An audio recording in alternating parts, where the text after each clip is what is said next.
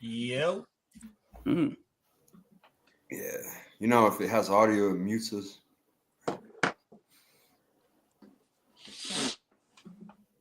Turn that Facebook on. We'll start the show up.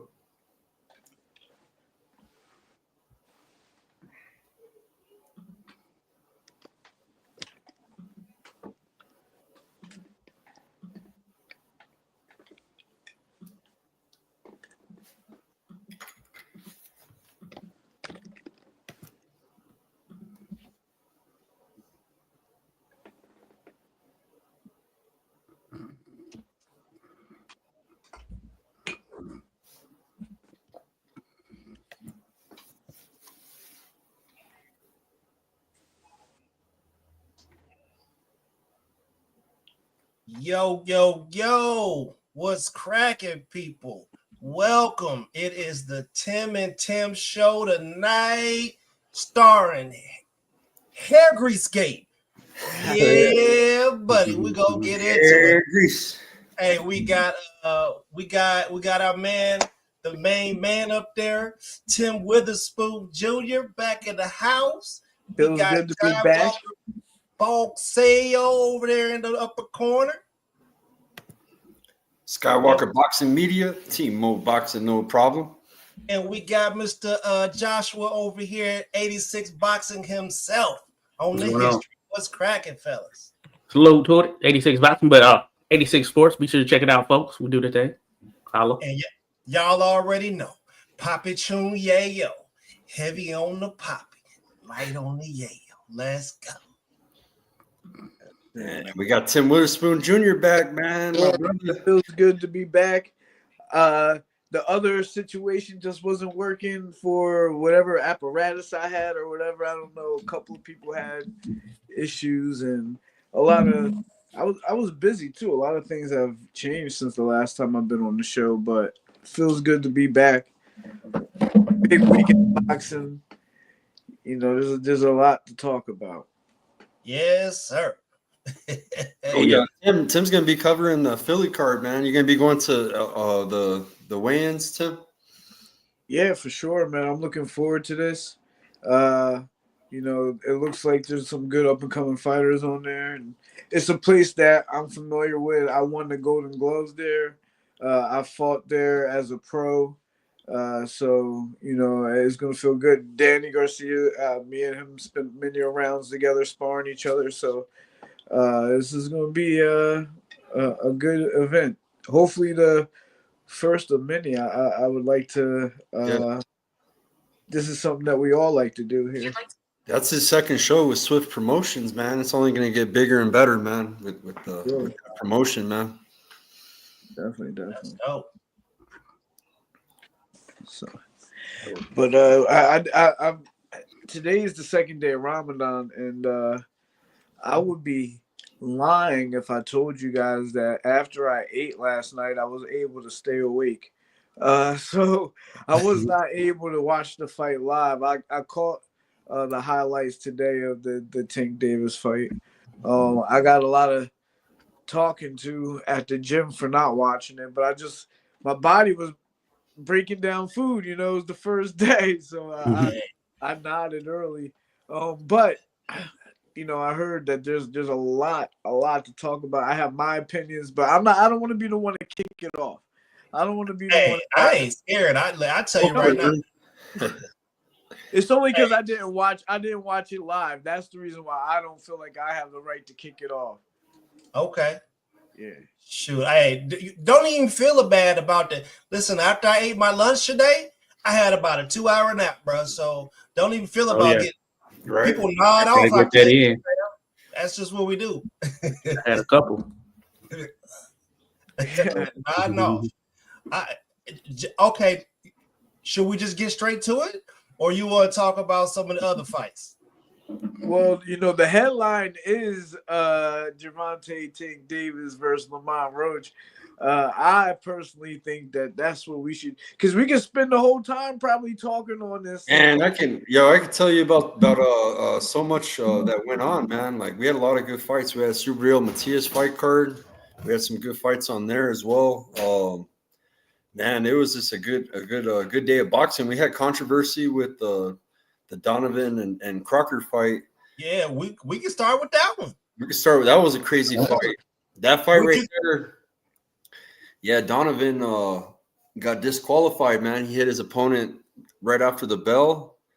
He thought he won the fight. He started celebrating, and the ref came and disqualified him. And yeah, it was just a crazy controversial fight as well, man. You know what I mean? So yeah. I mean, what's your opinion on it though? What of the late hit? Yeah, what'd you think about like that whole that event? I think the ref was too harsh, bro, to be honest with you. I think, they said that he was headbutting, you know what I'm saying? So the ref I gave him some warnings, during the fight, but it was not like intentional, bro. And are you saying it was more of a he should have protected himself at all times situation? It was too close to the bell for. And it was after the bell, but he didn't hear it, bro. It was late.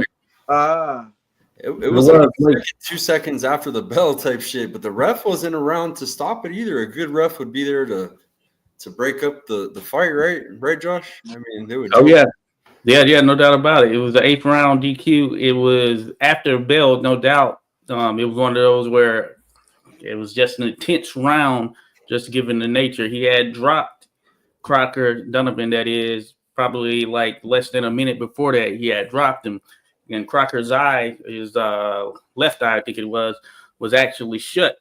And when he just started swinging wild, and and Donovan was just catching him, and then caught him in an exchange. A very intense moment. But also the referee had already deducted 2 points from Donovan for what was deemed to be using his head. Now, I will say that I didn't think it was very just, because he was only warning Donovan. Crocker, he came with that sort of turtle shell type guard there, almost peekaboo style. And he was hunched over, so his head was forward the entire time. And Patty Donovan, who was doing the majority of the leading there, he was looking for ways to kind of get in. And there were occasions where the heads would come to somewhat, but it ended up being Donovan that was deducted 2 points. Really no warning to Crocker there for the fact that his head was just continually forward in front of his feet. You know what I'm saying? Yeah, that's exactly how I felt about it, Josh. I was like, wait a minute, hold up a second, something ain't right here. You know what I'm saying? My man he's not doing anything to change his style. His style was causing Patty to have to get in there and try to figure out where to go. Because I would assume that the guy is trying to headbutt me personally.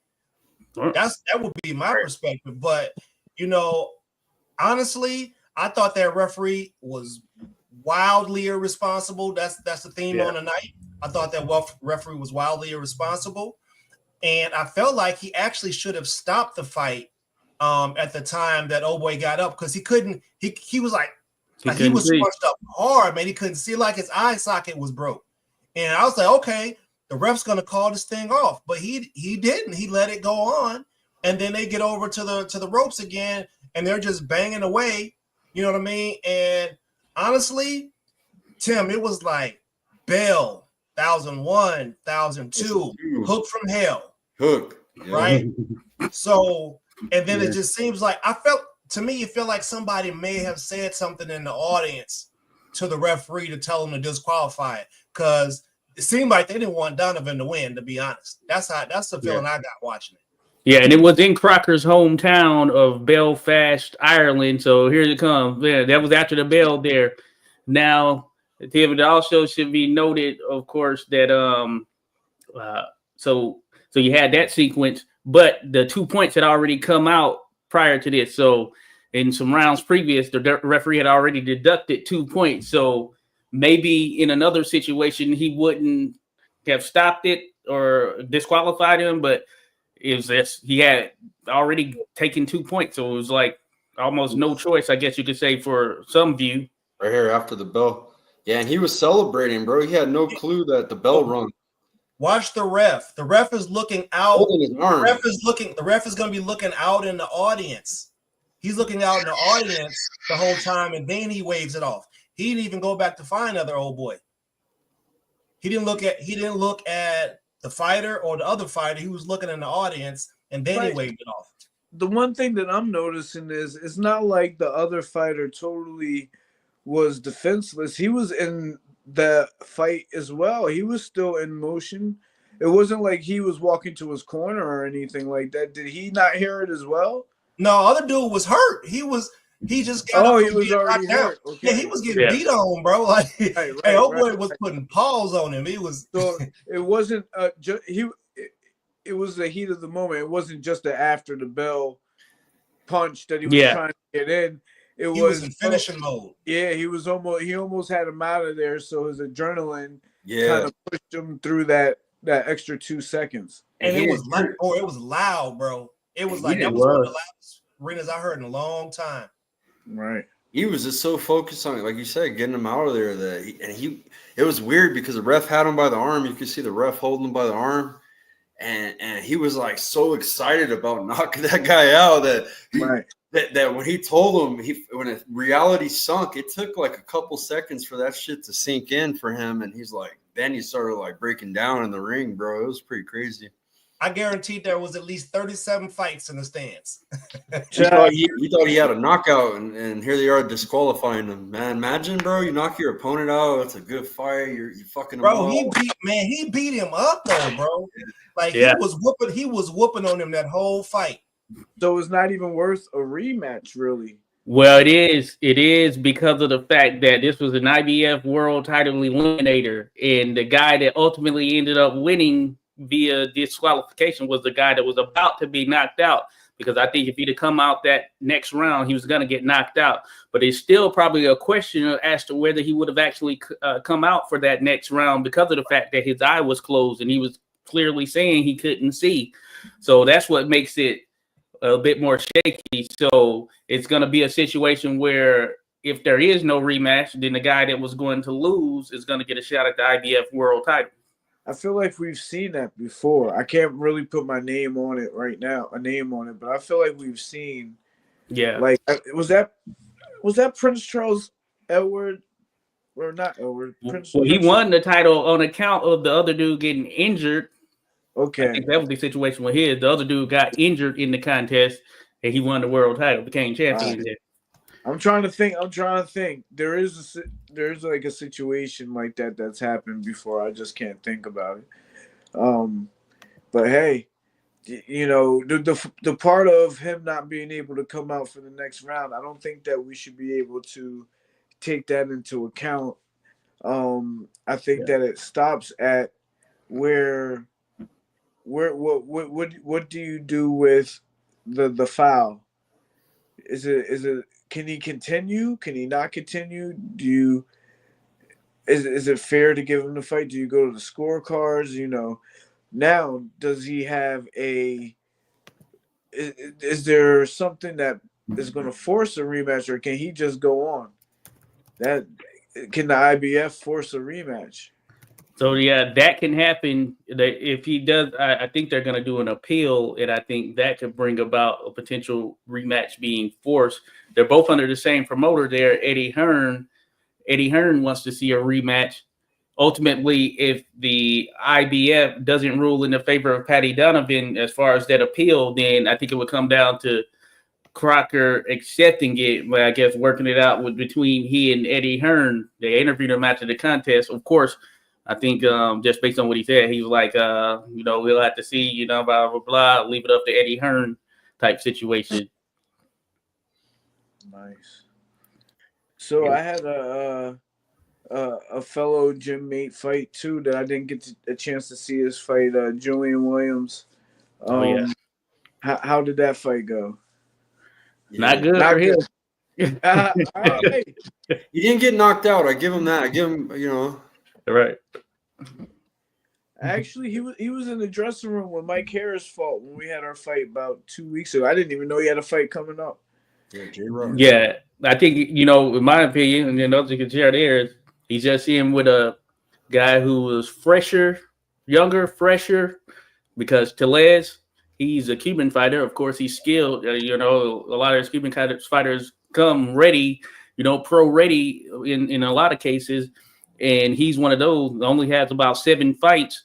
And in those 7 fights, he's he's beat some guys that knockout were artist. pretty solid, you know, like Sergio Garcia, who's like a Spanish fighter who was like 34-2 at the time or whatever. But yeah, he just had a good mix of power, speed. He can box and is pretty good with his range. And I think the issue is like Julian Williams, of course, as the time goes on, you start to lose a step or two. Right. And you remember him when he was a little bit younger and he had that ability to, you know, just work it out. You know what I'm saying? Use that aggression or whatever he needed to do because he can box. He has the IQ and all that stuff. But I think it was just a situation where, yeah, I think he's just a step behind right now. And it's kind of a wake up call in that sense, you know. Man, I was just saying the same thing to my pops, bro. I told him, he's like, well, how does he deserve to be in you know, this level of competition? I was like, Pops, man, do you believe in the term phenom? Like these kids have been fighting. They was born. This is what they was doing since they could throw their fists. This is all they've ever done. So by the time they get out of the national championships, which they probably won, or the Olympics, which they probably won, by the time they get to professionals, if they have a solid trainer that can transition them from the amateur style to sitting down on their punches, they're going to be a problem. Just like Andy Cruz is a problem. Oh yeah. And we had Alberto Puello and Sandor Martin, Tim. It was for Puello's title. And that fight, Puello hasn't fought in a minute either, man. He's been inactive. And that fight was one of those kind of fights. It's like, damn, bro. Like, I think Gary Antoine was the best performance out of all the fights yesterday. Like, the best performance. Flawless, looking mean. Fuck Rayo up, bro. And I think if they run it back, bro, I think that he'll fucking smoke Puello. Puello didn't look too good, in my opinion. I think that was a really close fight. I had it a draw or even Sandor Martin up around. Man, I had Sandor Martin winning. Sandor Martin, he was beating the brakes off of Puello, bro. Puello could not figure out what to do on the inside. Like, he controlled him on the inside, man. He caught him with nasty combos, man. And you know what we got to do? We gotta put him up there kind of high as far as having a chin, right? He took some hellacious shots, and he was just right there back with it. Like, some type of shots would have put somebody down. Them type of shots would definitely put somebody down. But when you the whole issue, what you said with the Russell, oh my God, bro, that's the Russell that I thought was gonna be 140 was his alone. You know what I'm saying? Bro, he threw about 98 punches per round. Almost 1,000 crazy the whole fight. Yeah, over 1,000. He didn't give an inch. So if he got hit with a hard shot, it was 1-2 right back. I'm taking that right back from him. Or three, bro, or four. Immediately, bro. And I mean, he got hit with some shots that was kind of crazy too. Just too much speed, too much power, too much skill. He was 2-3 steps ahead of Rayo. Rayo didn't. It seemed like he wasn't even there. Like, bro. It seemed like he was not even there, bro. It was just he didn't see the punches coming. All he knew is that he felt the punches. There's no way he saw those punches coming. Yeah, it's very interesting. Very interesting. In relation to that one for sure.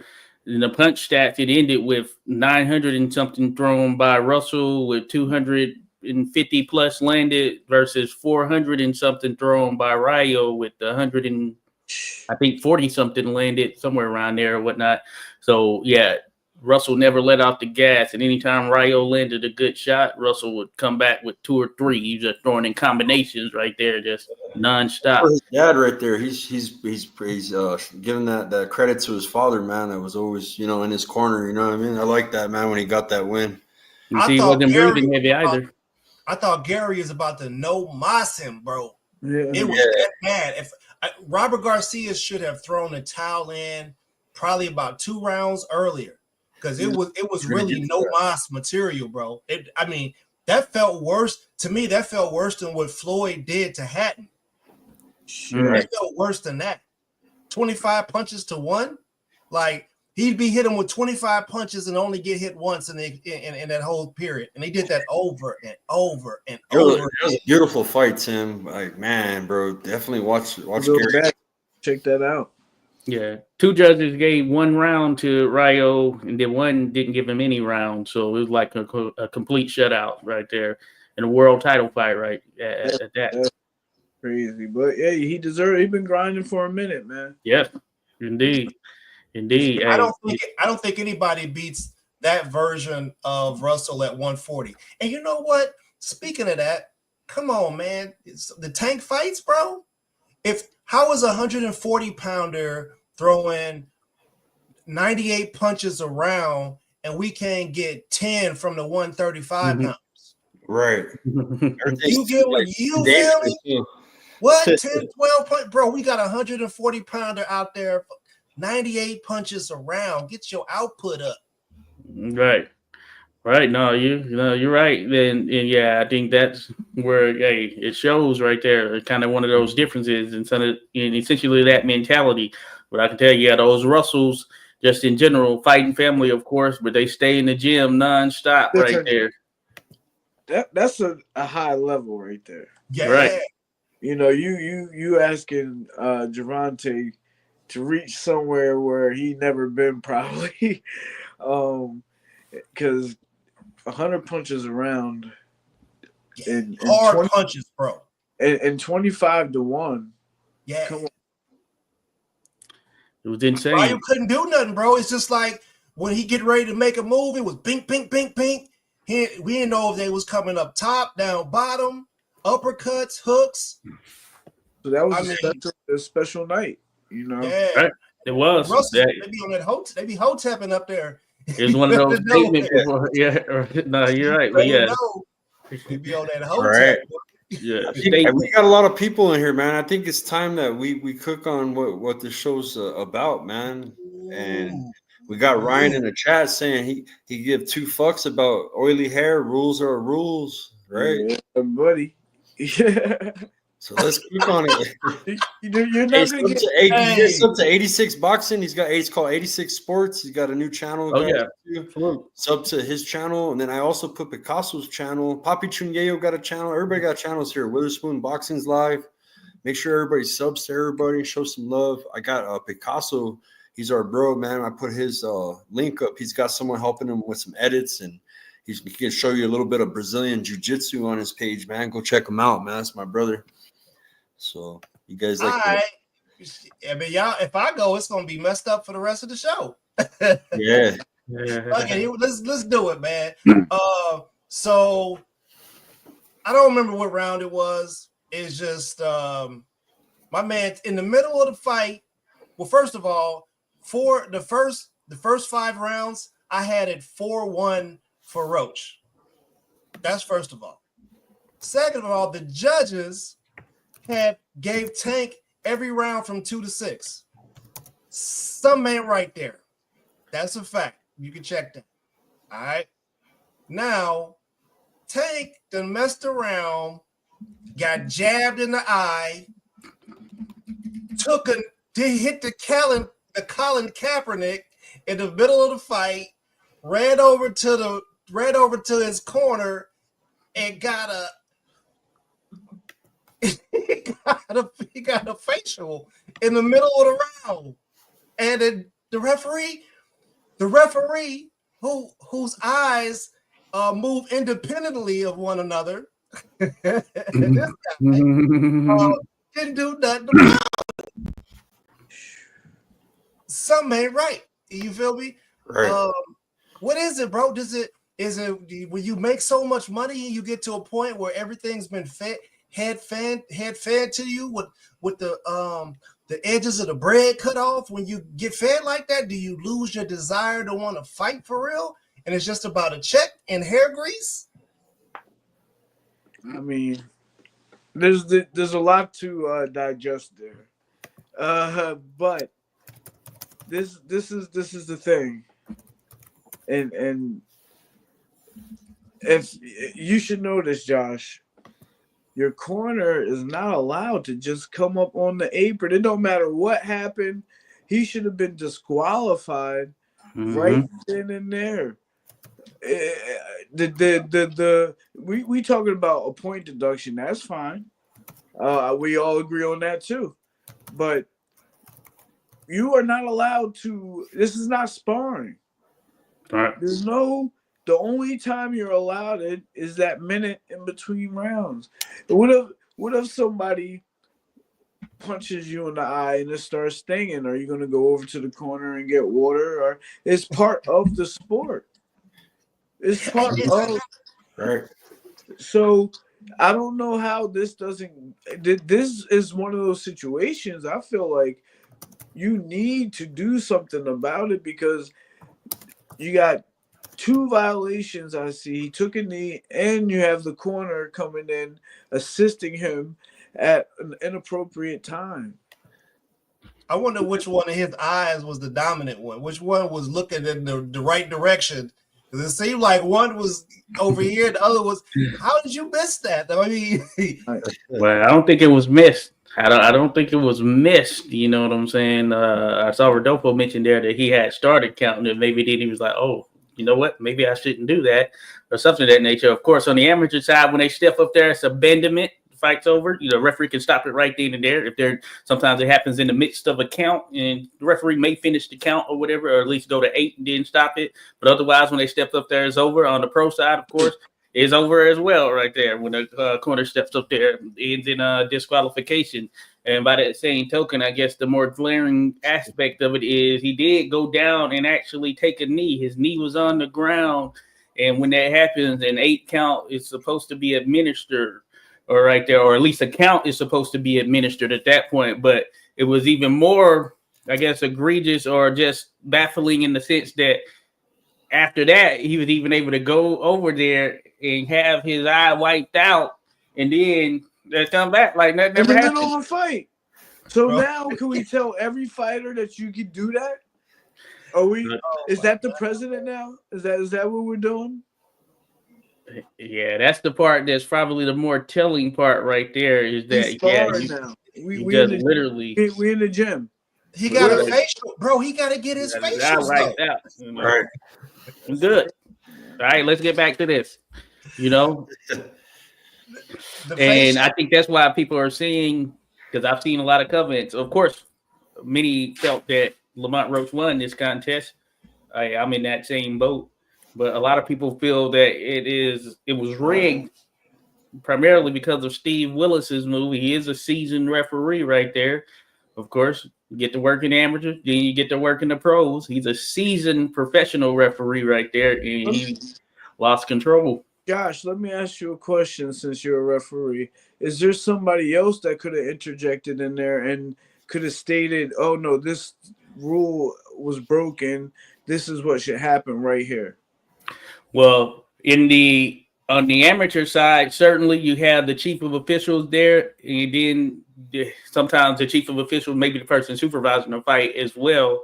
Right. Like they can call them the supervisor, or it could be 2 different people there in that particular moment. So they usually can have that sort of overriding factor. There on the pro side, of course, there is a supervisor that is there who is in charge of what goes on there as far as the officials, judges, all of that stuff. So that person does have the ability to interject and say, okay, no, this should be such and such, you know. And usually when you see the referees going over there talking to somebody, they're talking to that supervisor. And you know that New York Commission, they had replay. They had the ability to go back too, and they you know what I mean as well. They had a lot more stuff they could do with the New York Commission than other commissions. Yeah, they said that New York they could have done a lot of things. You know. So somebody I was wondering about that. Rubbing on that man. Somebody was massaging that man's shoulder while the fight was going on. He won't. Some don't have the replay in New York. They have the replay too, man. They can go back and replay footage and stuff like the NFL. You know. But I mean, look. So this goes back to the thing like with the Des Bryant thing when the catch against Green Bay. Everybody remember that they just made up a rule that it wasn't a catch, but everything they make up rules so that what you see with your own eyes it's not real. But there's no justification of this. They're not even saying that it was. It can be fixed though, right? So Yeah, that's so the point. It's like how okay, we know that he blatantly took a knee. You can see it, it's undisputable. He walked over to the corner, somebody gave him a towel, and he got a facial, and the referee didn't do anything. So somebody could go back and say, hey, look, this is what happened. It's clear to see. We're gonna break boxing if we don't call this what it is. And you got to say, okay, this is a 10-8 round now. Therefore, Lamont Roach has won. That's the right thing to do. Would you be okay with them saying it's a no contest? The New York Commission blaming Willis. They're blaming Willis, the New York Commission, because they said that there's an article the Ring magazine came out with. I'll share it in the chat too. But they said that referee Steve Willis let the sequence slide by and did not rule it a knockdown. The fight went on. Ultimately scored a majority draw. 2 judges scored the 9th round, 10-9 in favor of Davis. If Willis properly called Davis' blunder a knockdown, Roach would have walked away with an upset decision win at Barclays Center. Where's it talk about? Yeah, IBF Hall of Fame inductee Randy Gordon, formerly the head of New York State Athletic Commission, also offered an explanation to how Willis should have handled the decision. Also, I guess he's former. He's not with them anymore, but he's all Tank went down on his own. It's still a knockdown. Then his corner jumped up on the ring apron. The fighter gets disqualified. Where's the problem? And the judge. I'm not with none of that, bro. That's blame placing. They blaming the handicap man who shouldn't be the ref to begin with. Yeah. All right. The judges gave Tank rounds 2 through 6. I'm telling you, Tank probably won, maybe won at the most through the first 5 rounds. So they don't want to talk about them bogus ass judges they got. Yeah, Willis is a problem too. Yeah, maybe the official that should have been ringside not getting his shoulders rubbed on is a problem too. You know, there's a lot of problems here, and they could be rectified. They should be rectified because ultimately this is messing up the sport. But we got a roast though, bro. You talking about you got grease in your eyes, cuz? Bro, you got your hair did on Wednesday. You can tell me you ain't washed your hair. That's your fault. Right, it is. You know, and I thought it was because I saw a little braid. As soon as it got hit, kind of a braid went in there too. But yeah, that's it. That's part. Hey, that your hair. That's a part of your uniform or whatever you're wearing. So you can get a 20-second, 30-second rest whenever you want. Because that's really what it is. If you really want to break it down, you're getting something out of his eye, but it's a time to rest too.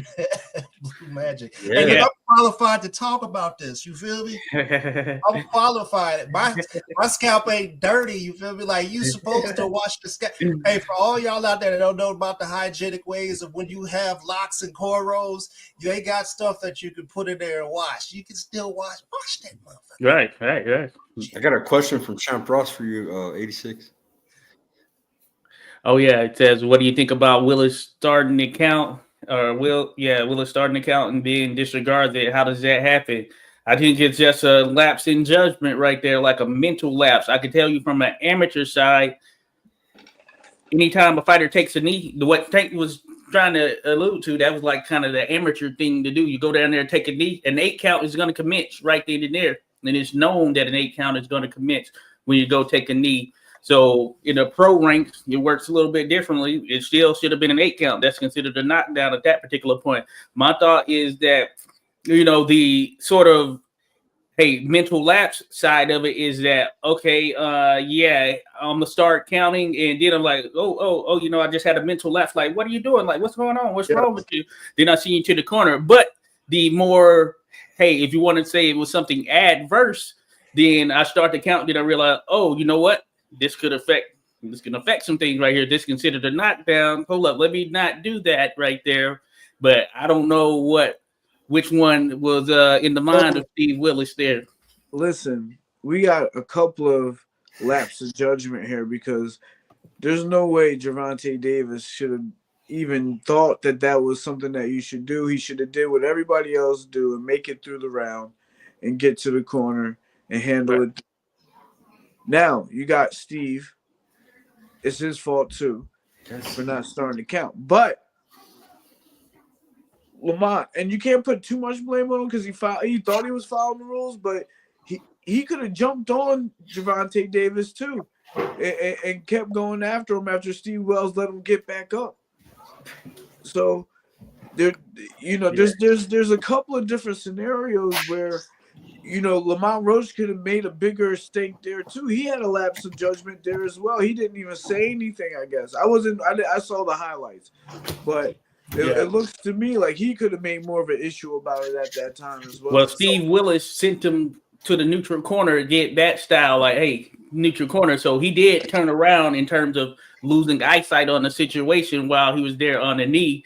Then I'd imagine, and then kind of the angle kind of more focused on that. It'd be good to see some of the other angles, but Willis did send him to the neutral corner as though you would do in a situation where it's a knockdown, right? So somebody needs to get in trouble for that. Man, Tank was. If you remember, Josh, Tank was talking. He was doing a lot of talking during the fight. He was telling the referee what to do. He was complaining. One of the times while Tank was complaining to the referee, my man Bink, he was with the jab. Like, I like that Lamont did that too. Bink, that's what you. We here to fight, cuz. Right. You talking to the ref for it, bro. There was a whole bunch of arguing, and in a corner, like, bro, you supposed to be the face of boxing, my guy.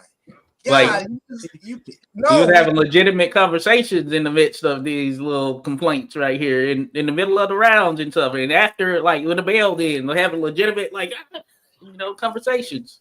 We can't have that as a representation for us as being the face of boxing. I'm sorry. You know what I'm saying? We've been with you, man. We love how you fight, but we also understand that we want to see the best fight the best. We don't want to see somebody get, matched up with the type of fighters that's just going to, do what you need them to do so you can sleep them. We want to see you get in there and compete against athletic people. That's what greatness is about. Go fight people like in now the last couple of fights that you done had with people that are athletic like you. You know what I'm saying? It sounds like the discipline looking a little different. Yeah, it sounds like the discipline is slipping a little bit, and there's outside things going on. Because discipline is not just about staying healthy. It's about learning the playbook, knowing the rules, learning the situation that you're in at the time that you're in it.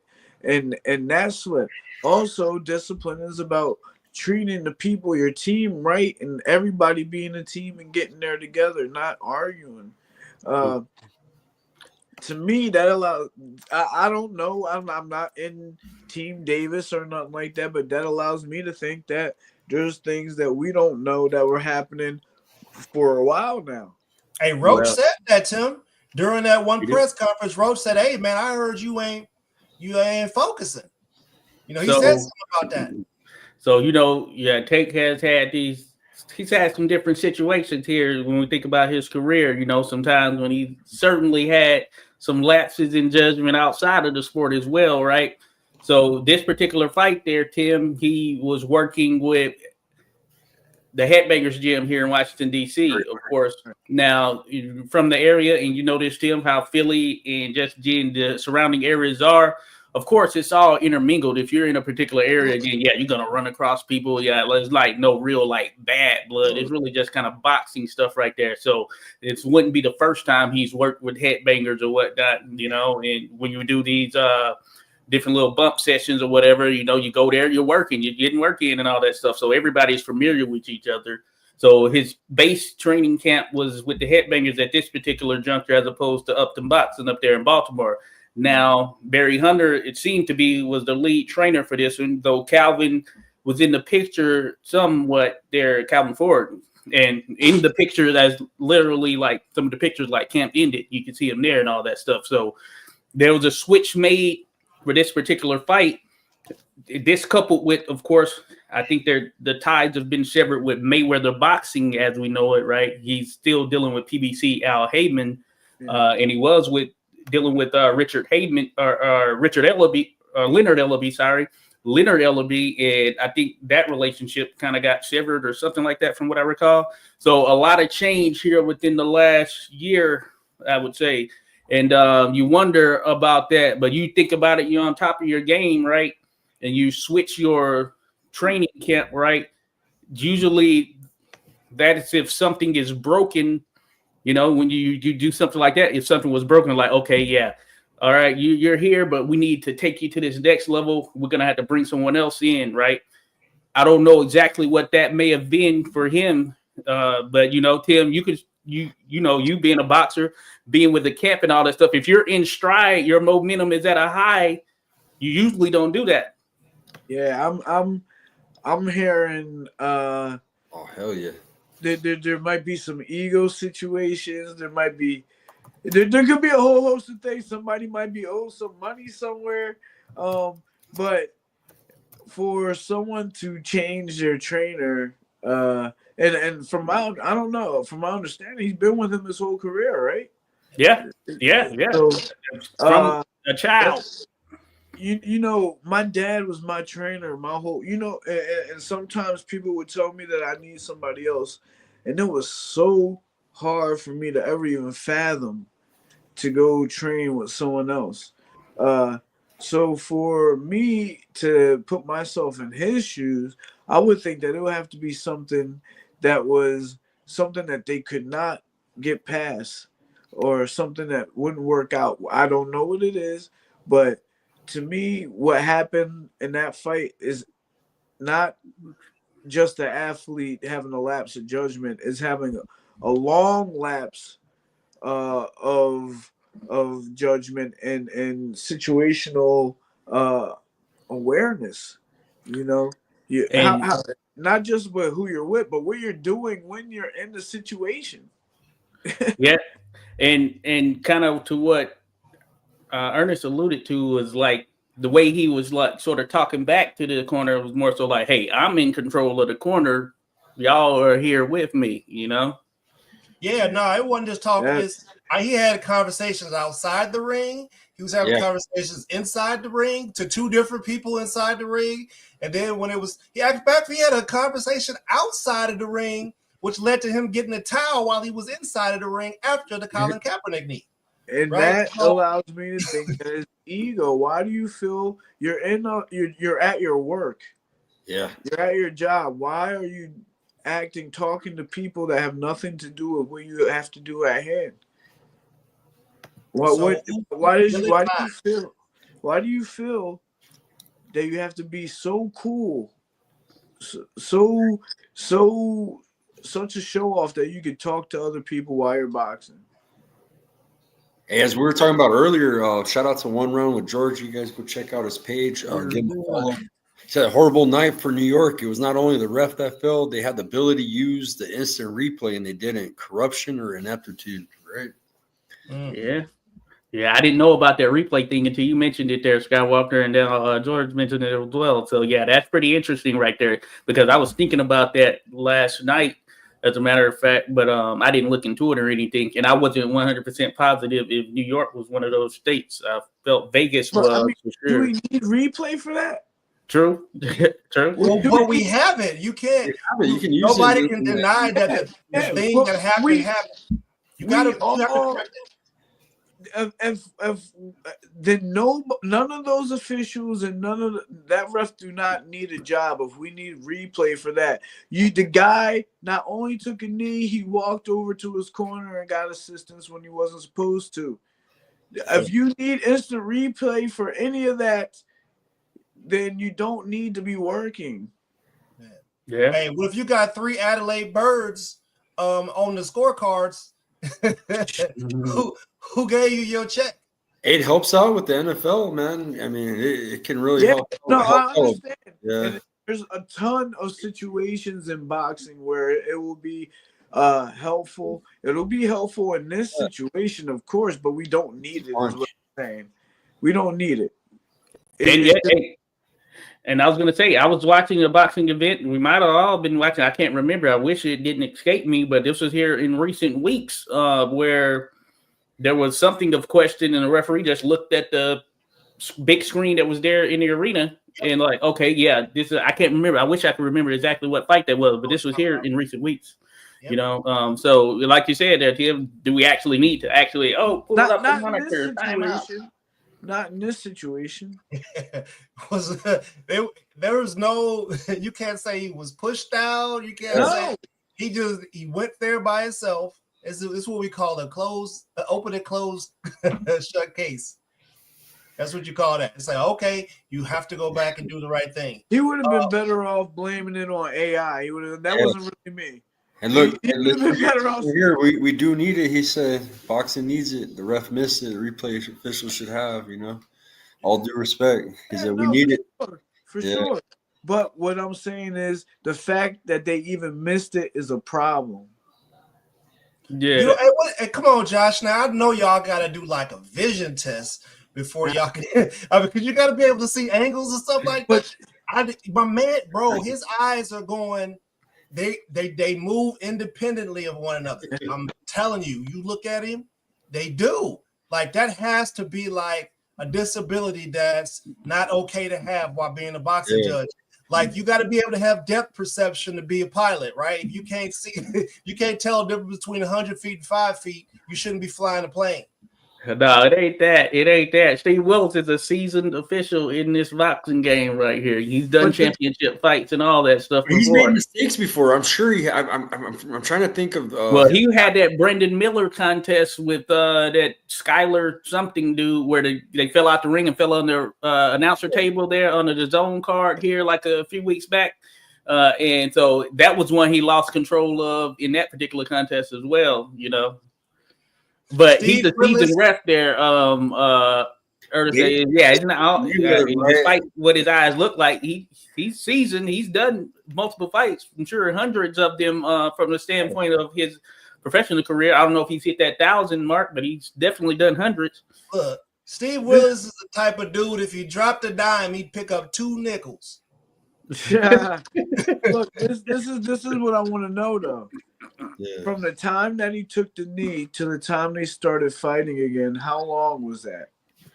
Oh, that was a good little minute right there. Definitely beyond the 10 count. It had to be like between 20 and 30 seconds. I was thinking somewhere in there. And in the whole 30 seconds, nobody thought, "Whoa, this is not supposed to happen." Yeah, everybody watching the fight. Like everybody watching the fight was like, "Wait a minute, something ain't right with this." And this is the bad part because I've heard of referees meeting people in the bathrooms, taking money.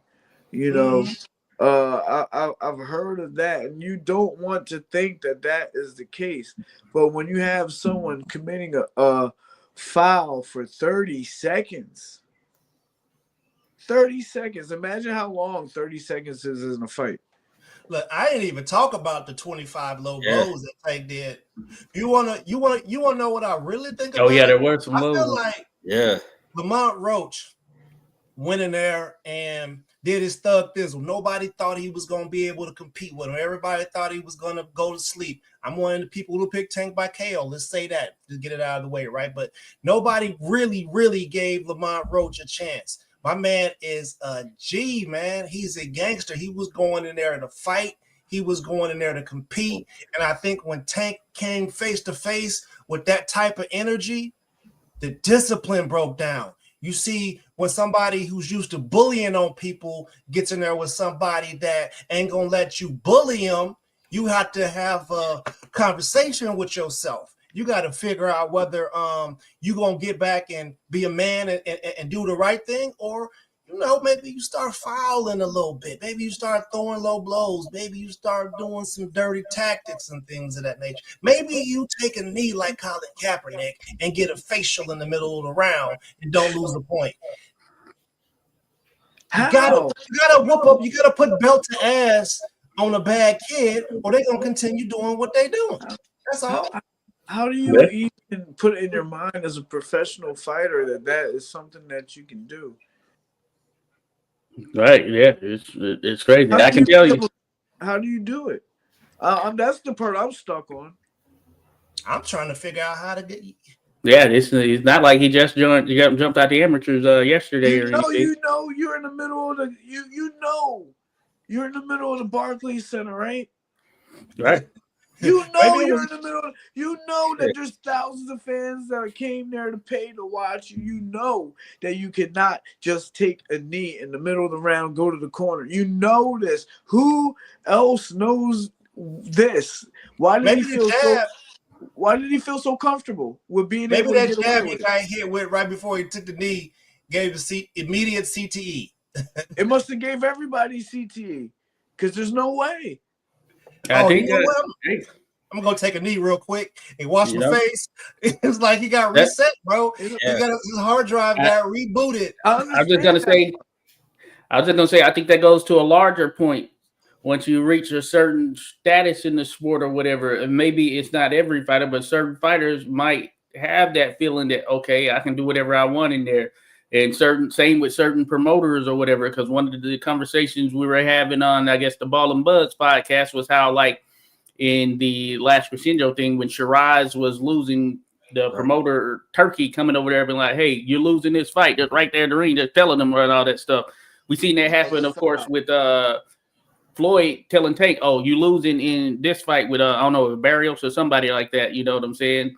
And that control is like, we're in control. Like in Vegas, we're in control, you know? Maybe it's that feeling of, hey, I'm in control of what happens here when I'm fighting in New York. You know what I'm saying? Of course, you know, Tim, you know, when you go to these places, of course, boxing is very much a small world. So, of course, they know pretty much all the officials involved in all of that stuff. And I don't mean just the officials as in referees, that type of stuff. I mean, security, you name it, you know, just the people involved in general, you know. So sometimes you might get that feeling. This is what I know. I know you can't take a knee in the middle of a round. You can't do That's that. what I know. It don't matter what else you know. Yeah. I know you can't do that. And to feel comfortable to get away with it, that somebody somewhere knows something. It happened, bro. It happened though. No, that's what I'm saying. Follow the money, and we'll find out. It happened. Right? We'll find out how he got away with it, how he knew he could get away with it. Oh man, it's certainly hard to defend. It's certainly hard to defend. The actions of like Steve Willis, that whole sequence is hard to defend, and even the mainstream media has kind of caught on. They're pushing out articles and things like, "Did you see this?" and bringing up, "Oh, corruption in boxing," that type of stuff. Hard to defend the sequence for sure. And we got Aaron Skate, and we've shout out to Grease in My Eye Boxing Talk coming in the chat. About the subpoena the PBC. I just gave him a wrench too. Shout out. We about to shoot a subpoena out on it. We want to know who the dude was that was giving the massages. We want to know about the tainted baby oil. We need some proof. Have we heard from Steve Willis? Usually, that's tough right there. Did you guys remember the incident that happened with the one judge? Remember Tony Weeks too? Yeah, he didn't come out. He didn't come out. You know, I think usually, you know, sometimes you have those situations where they're interviewing a referee right there in ring. I would like to see more of that for sort of the controversial stuff. They didn't do that, so yeah, I don't think we're gonna hear from him. He probably was in the hotel. Hey. You wasn't getting ready to say nothing, was you? You know we got these pistolas out here. You know you gonna say something bad about us? He was in his hotel room already, Juan. Yeah, you go. Hey, counting. You just gonna swallow? You gonna swallow this one, right? I don't want to say that though. I would hope not, but it's just so weird. It's just so weird, bro. And I will say that, like, for instance, like when you're doing a show, I'm speaking from an amateur perspective, you're doing a show, they tell you, hey, if anybody approaches you talking or whatever, you just send them to the chief of officials or the supervisor that is over there, you know. And I'd imagine there's an element of that on the pro side. Look, sometimes officials make mistakes. I made mistakes myself. At this last Nationals, a mouthpiece got knocked out. I counted the wrong guy out. I felt embarrassed about it. It's once I saw, because I did my little 8 count or whatever, and then I went and grabbed the mouthpiece, and I came over to the kid, and he had his mouthpiece in, and I was just like, I was in my mind like, fuck, like, I missed this. You know what I'm saying? And then went back there, but the corner they were yelling at me like, "What are you doing?" Like, you see, that's not even, you know, that type situation. So you do have those, and they tell you for sure to just send them to let the supervisor handle it. Generally, it's the supervisor there over the actual events ring. You making me think, because in the pros, I feel like in situations like that, you don't have to chase. They come to you. Rather it be right in the ring, rather it be in the dressing room right after, they come to you. Whenever they want you to take a drug test, they come to you. I got my shoulder was dislocated in the fight. Luckily, I went on to win the fight. They still came to me to make sure that I could take care of the insurance situation since it happened in the fight. Most of the times when something happens in the fight, you'll have the chief officials in the corner, the referee discussing it right there, right to you. You can hear it, what's going on. And that's why I'm putting a little bit of blame on Roach's corner. They should have been up in arms. The only thing that might have happened is if they would have, what would they have done if they would have got up on the ring apron? That's a good point. Rush the ring. What would have happened if they would have got on the ring apron? Rush the ring. There's a lot of things that I just feel like in this situation for professional boxing is too blatant to just let go that as something that just happened. I don't see something like this just being able to happen. And them to be able to go through the whole minute of rest period and start a new round. Right. Yeah, bro. That's why we got down on bended knee memes out here right now. That is crazy. Yeah. So Tank just went from possibly being the face of boxing to becoming a meme. I don't know what's going on with the brother. You know, he gotta that was a lapse in judgment, a lapse in discipline, a lapse in just a lapse, bro. And all is not lost though, right? He could go and like, you know what? All right, everybody talking about my hair grease stuff. All right, come on, Shakur, let's go ahead and get it in. I got you next in 2 months. But he can't make a lapse of judgment against Shakur. Yeah, but I'm saying he could make up for this. He can. But hey, thanks Ryan for coming in. Appreciate you, bro. We gotta hand Roach that belt first. Well, what I was gonna say is there are some who I know feel that Roach should have won the fight regardless of the knockdown. So that's still at play as well. That 10-8 would have certainly made the difference as far as what the scorecards ended up being, with two of them being 114. The judges was going to cook it even still. Yeah. That one. Unless the judges Natalie Bird got the Canelo treatment, bro. The first 4 rounds automatically, just in case you get cut. Yeah. Oh man, come on, bro. It is not even necessary. You know what? No, F all that, bro. This is who Tank is, man. Because his last 3, 4, 5 fights, this is what he's done. You know, he come out real slow, maybe throws 2 or 3 punches, just down. They start telling stories while he's moving around. You know what I'm saying? And then he just banks on him being able to catch somebody. This is who he's become since he's been getting them checks, and this is who he's become.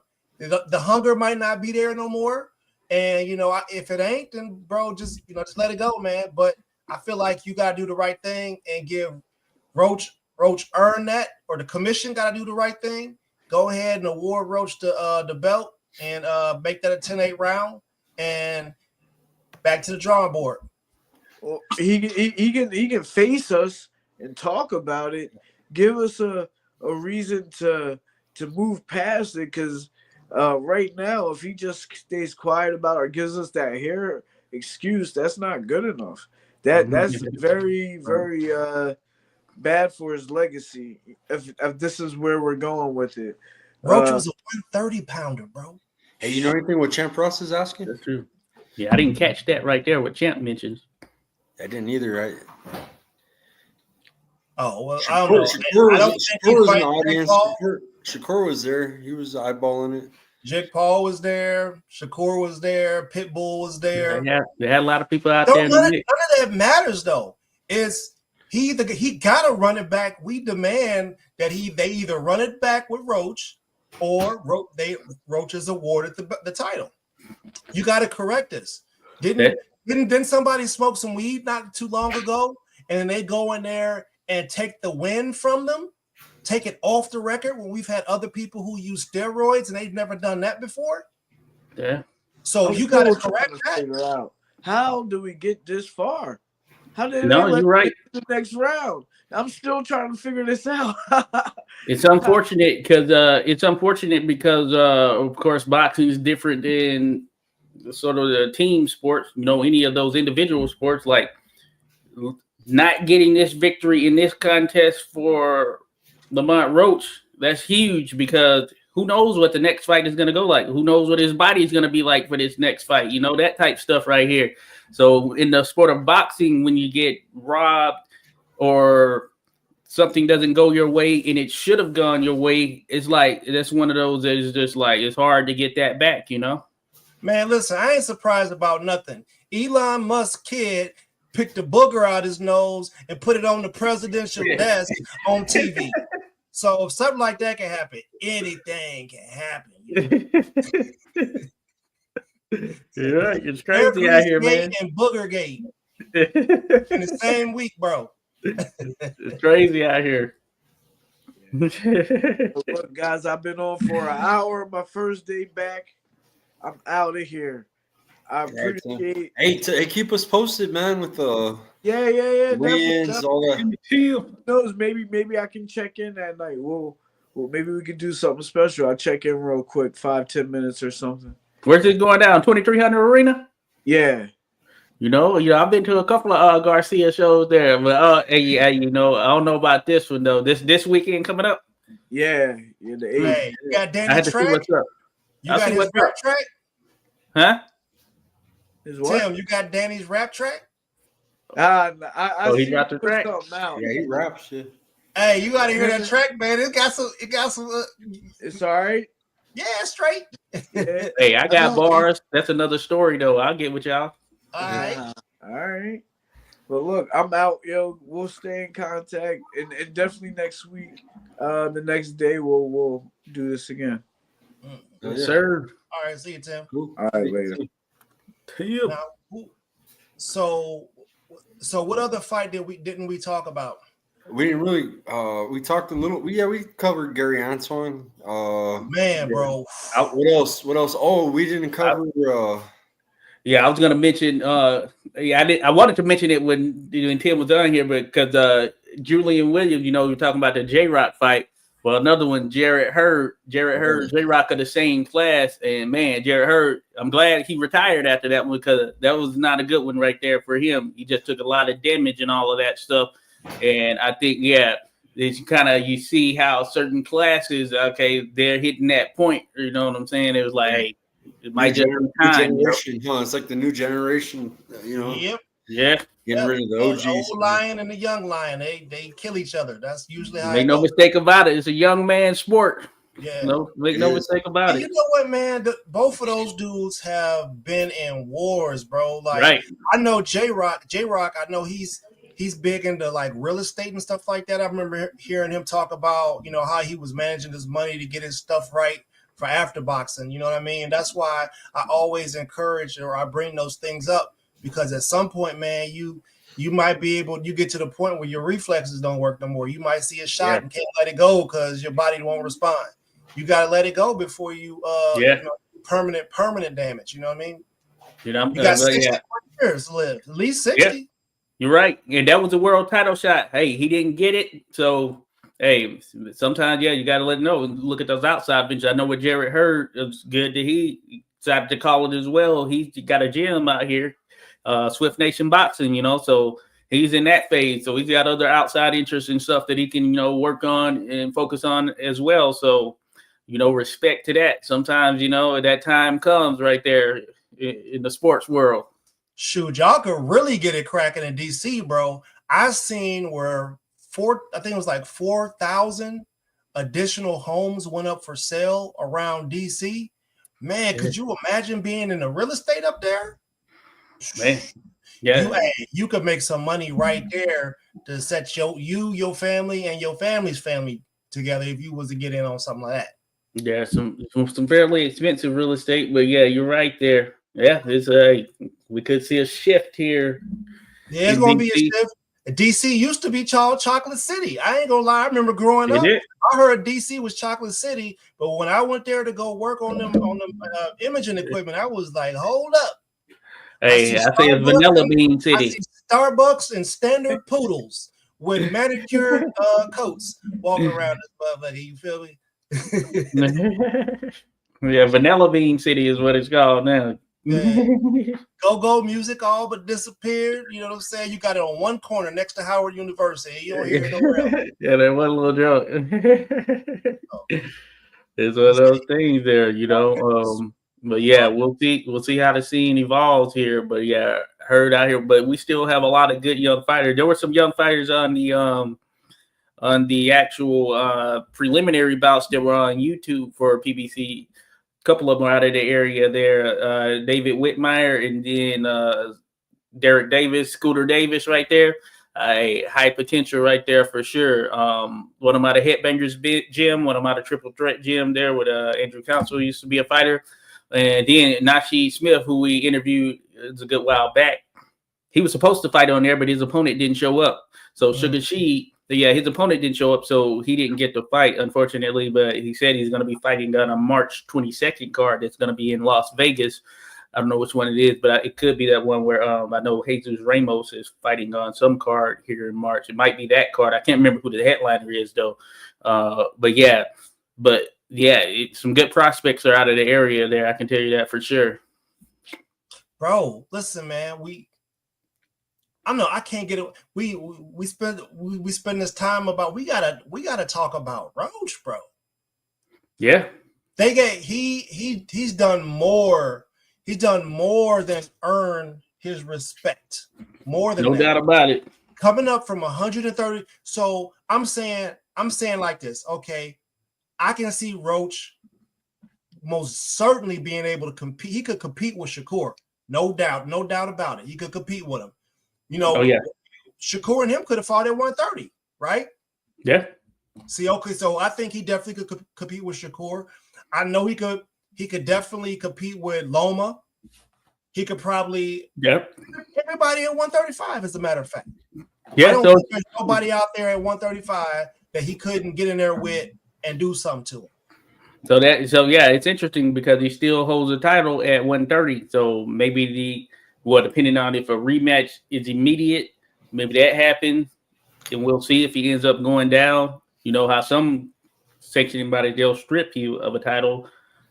I guess time will tell here over the course of the next few months what is going to happen, whether it's going to be an immediate rematch, whether he goes down or there's some time in between or whatnot. But you're right. I think he can compete there, and just kind of seeing him here in the mix. And I can tell you, yeah, definitely because he's one of those guys, even though I've seen him here in and around it, he seems to certainly stand on business right there. He was counted out coming into this contest, and I'll admit, like you, I was one of the ones I thought Tank's power would eventually get to him, and it didn't happen. I think this was probably his most premier performance in showing that, hey, it doesn't matter what you have thrown up against me, I'm ready for this particular contest. This is the one that he was not expected. I think if you probably polled the world, 95% would have been saying that Tank was going to win this, 95% or more at that. And I thought this was like the best performance here for Lamont Roach. And he was using actual tactics there to keep Tank tamed right there. Tank didn't get the opportunity to really kind of go off like we've seen with some of the other guys, you know. Good fundamentals, man. And when he tried to, he got caught, you know. He had him on stanky legs a couple times. I ain't afraid to say it. I know if a pit bull or somebody had him stunned like that, that would be the headlines. Would it not? That would be the headlines. I think the rematch would be a more aggressive fight too, man. I think they were very cautious of each other's power. You know, both of them. And they've been in the ring with each other twice already, bro. They fought twice in the amateur. So Roach wasn't scared of him. No doubt. Nick respected him. We saw the respect that was given. And I appreciate it, but they got to make it right, man. He's the champion, or no contest. Something got to happen. I think they got to award him the victory. That's my perspective. They should correct the scorecard and award him the victory. There's nothing that can really be challenged about that. And then If they don't do that, man, give him a Keyshawn Davis fight, bro. I can see him and Keyshawn getting in there and mixing it up. Right. You know what I mean? Like, yeah. Hey, that kind of factors in there. But you got Roach. Yeah, that familiarity, all that stuff. Roach, wasn't coming in there shook or anything. He was being serious in that sense. So, and at the gym, no excuse gym there, his father, who's a trainer, Lamont Roach Sr., they have some dogs in that gym, some guys who are definitely we're going to see here in the future for sure on that main stage for sure. So, the competition is there, all that good stuff. So I think, he was ready and he showed it. yeah. Hey, we're off of what Rodolfo was just saying. Oh, yeah. Yeah, man. Well, see, that right there, I tell you about somebody's mindset. You know how I'm always asking about, rank the three things, the legacy, the money, and the belts. There's some people who got money first. It's not nothing wrong with that because it's prize fighting. There's some people that got money first and they willing to do certain things that may not be, you know what I'm saying, I don't know, dignified per se. You feel me? You know we got Raheem in the house. Salute there, Raheem. Raheem. I don't like that. Would you think he's fighting Jake Paul next? Yeah. That wouldn't seem to make sense. But I didn't know that. I wanted to catch the presser. I meant to catch the presser, but he says he's got something bigger coming up next. So that means that he's kind of had some in plans, kind of looking past. You could argue. Well, it sounds like there's something that was coming up. Didn't have nothing to do with fighting any one of the three people that we want to see him fight. So what's going on? You know what I'm saying? My man is selling out arenas, but you ain't got no plans to really get in there with somebody that could do that. Right. No. We can't support that. You can't be the face of boxing if that's the case. You could be the face of exhibitions. Shoot, you and Ryan could go over there and run that whole kingdom. All of it. Yeah. But we want real fights over here, bro. That's interesting. Yeah, we got Ryan coming up. Pay $80 for that. Right. $80. That's true. Well, that's economic. That's economic money that you made right there. Over 19,000 in the seats. People, we don't know what the pay-per-view numbers are. They're probably going to be crazy. You know what I'm saying? You made a lot of money right there, my guy. Do right by the sport. There's people that would love to be in your position.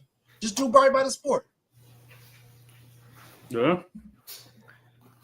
Yeah, that Jake Paul one doesn't make sense right there. Just given the size, and although Tank, of course, he has power. I've heard stories, people mentioning, him dropping bigger guys and all that stuff who are like heavyweight, 200-pound plus and all that stuff. But it will most certainly just be for the money, and that will make you kind of like still on Big Show in WWE or something. Yeah, it make you question like, the overall intent of that contest as well, or the truthfulness of it, I guess you could say, because it's like Jake Paul is at freaking heavyweight, cruiserweight and heavyweight at the very least, and Tank is 135 pounder. So making a mockery of the sport. That's what I don't like about the Jake Paul situation. Old man and little guys. Jake Paul says something to the effect of, man, I've been wanting to do this my whole life. No, you ain't. The people who want to do it their whole life been boxing since they was 5. That's why I was so pissed off about him getting a fight with Mike Tyson. Talk about I've always wanted to fight Mike. No, you ain't. Right. Nobody didn't want to. People didn't want to even see Mike walking down the street. Yeah, you weren't born when Tyson was actually on his title. They had a picture of Jake Paul as a kid with Mike Tyson. Did you guys see that? There's a picture, bro. I don't know if it's a bullshit picture. That's why I'm asking. Everybody in the audience knows, but So realistically, him saying he always wanted to fight Mike Tyson when Mike Tyson had the world title in '86, lost in '91. Jake Paul was 27, 28 or something like that. No, he's young, but interesting. Yeah, but I don't know if he had the privilege of like visiting his gym with his family. You know what I'm saying? As a little kid. I know. He's from Cleveland, Ohio. Yeah, I wonder if Tyson did family got money, right? He's family from Puerto Rico. Yeah. They're from Puerto Rico, I think. I know that's where he lives now, out there in Dorado. I know where Dorado is. As a matter of fact, been out there. Got a buddy out there. Yeah, man, but I don't know. I just don't. If y'all want to do the WWE stuff, you know what I'm saying, go do that. Like you, $80 per view, bro. Yeah, of course, if he does Jake Paul, then unless it's Netflix, is going to be pay-per-view too, you know. Yeah, they're starting to do live events. I know that. So what they need a big name or something. Like, dang, didn't Turkey offer Tank a lot of bread to do? Yeah. Hey, shout out to my cousin, man, Nick. He's an Army veteran. He's my cousin. El Paso. I took him to the fights with me, man. He experienced Stephanie Hahn, and the whole experience was nice, man. Shout out to my cousin. Cool. Yeah. And we're in the same spots, man. Years later, bro. He was in Korea and Afghanistan, so it's kind of cool, bro. Oh, interesting. Yep. Yeah, he worked on. I've been to all those places as well. So me and Skywalker both know. So that's crazy to see somebody else coming behind us. My little cousin. Yeah, it's my little cousin. Yeah. Yeah, that's crazy. Oh yeah. I never got to go to Korea. That would have been cool though. Ooh, Korea was a good time. Let me tell you. Oh, yeah, I was out there in Japan though. Cut up. Oh, hey, listen, I used to envy some of the dudes in Japan because my homeboys were like, yeah, man, Shorty's was out there buying dudes cars, bro, like old cars. I was like, yo, they buying y'all cars out there? Yeah, I didn't get going over here. They didn't buy me a car. I did get to drive car while I was out there though, you know. It's something about the way people worship hip hop is it just do it for you when you go overseas. Oh, I got some old pictures of me out there with the bathing ape, you know, just dripped out. You know what I'm saying? This is the time of the throwbacks, you know, all that good stuff right there. It's crazy. Yes, sir. If you could think of it, they could make it. Yeah, LRG. I was on that LRG. You remember LRG? That was hitting off too. Throwbacks, FUBUs. You know what? I was buying Jabot jeans, throwback jerseys, bro. Like I had like throwbacks, bro. Like Walter Payton, bro. Like old school. Oh yeah, you could get those. Suits made like 3-piece suits for like $100. Like nice. Yep. Ones. Oh yeah. All the real dudes get one, but I remember the cat would come through all the time. Like, hey, you got a little fabric thing right there. You get them for the low. Magazine, tell me kind of fabric. I've had about 3 or 4 suits made. I know all my dudes. We all had some suits made. That was just something weird. You know what I'm saying? Like that's some mafia shit right there. Yeah, I'm gonna get my suit made. You know what I mean? I had like the nicest jeans, bro, that in the States that were costing like a grip, bro. I was buying them like $20 a pair, $10 a pair back in the day, like just cheap, bro. Like the bed sheets, furs, yes. Weighted blankets. In my barracks room, I put those nice like rugs, you know, because if you're in a shitty ass barracks room with fucked up floor, buy a floor that was velour, you know what I'm saying, with the matching sheets. Mm-hmm. Hell yeah, Cover Dino. Tiger blankets, yeah. Whatever kind of blanket you want, huh? Yeah, I saw cats with them blankets. Yeah, I never did get one of those or the suit. Really, yeah, Ajima be like, hey, you want young girl? I'll be like, no, bro, I'm good on all this. Like a big buddy, bro, outside the base, bro, man. They want to talk about, man. They're smart, bro. They know how to market to us, bro, to get our money, bro. Like they know a way to get to our money, bro. You want young girl? Like what would possess a Korean woman to come up to a military person to ask them if you want young girl? But like the imitation, that's where I saw my first human trafficking at age of 18. I was like, wait a minute, something ain't right about this. So I used to holler at the Filipino shorties, right? And I'd be like, yo, so what are you, why are you here doing this? Like, why are you going to the club at nighttime and dancing and trying to get people to buy you juices, which are like orange juice. Why are you doing this? And they told me that they were recruited to be a part of modeling agencies, like that type of stuff. And then they get the girls from their parents and they have their passports and they take the passports from them and them be the girls that be at the club trying to get you to buy them a juice. You know what's crazy? I mean, them clubs are like right outside the base, man. But when you walk into them, bro, and you like the first time, bro, if you don't get no heads up from anybody else and you end up in one of those clubs, Because that's what happened to me, bro. I ended up flying into a hotel in Seoul. It was a Hampton Inn, and they had a McDonald's right in the corner. This is in Yongsan. It's right in Seoul by a base called Yongsan. But we were outside the base, and there's this hill. I didn't know it was called Hooker Hill. You know, I didn't know. So me and my boys, we seen the Golden. They told us we couldn't be out past curfew and all this. Yep. We broke the rules. We flew in. We're like, we're not even processed yet. So let's go to McDonald's. So we went to McDonald's. Know what you're talking about. Then I see a club that said Club MTV. So I'm like, let's go get a drink real quick. There were some girls standing outside of it, right? MTV. This one had Russians. Wow. This one had Russians and Filipinas, bro. And I walked in. We had them too. Yo, there was a Russian and a Filipina, and they came up to me and my friend and like, buy us a juice. I gave them money, bro. They didn't come back with my change, bro. I gave them a $20 bill, buy them a juice. Yo, no change came back, and I was like, what the fuck?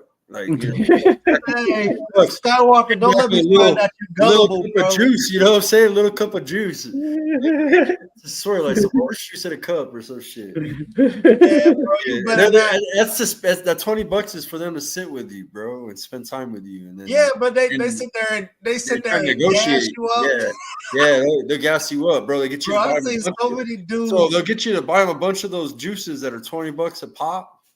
Then they'll offer another service. Yeah, you gotta buy the bar tab out. It's like $1,200 to buy the bar tab, bro. I see so many. My cousin Nick, he knows because my cousin followed in my footsteps, man. He was in the same place. Straight suckers, bro. They're straight suckers, man. As soon as that paycheck come in, they run downtown to go buy a bar night. They don't get nothing from it. All they get to do is walk the girls around the other clubs. I was in a combat arms spot, bro. It's all males. There ain't no females. On crazy. No females. Bro, people was going broke over there, man. Them girls, they be gassing them up, dude.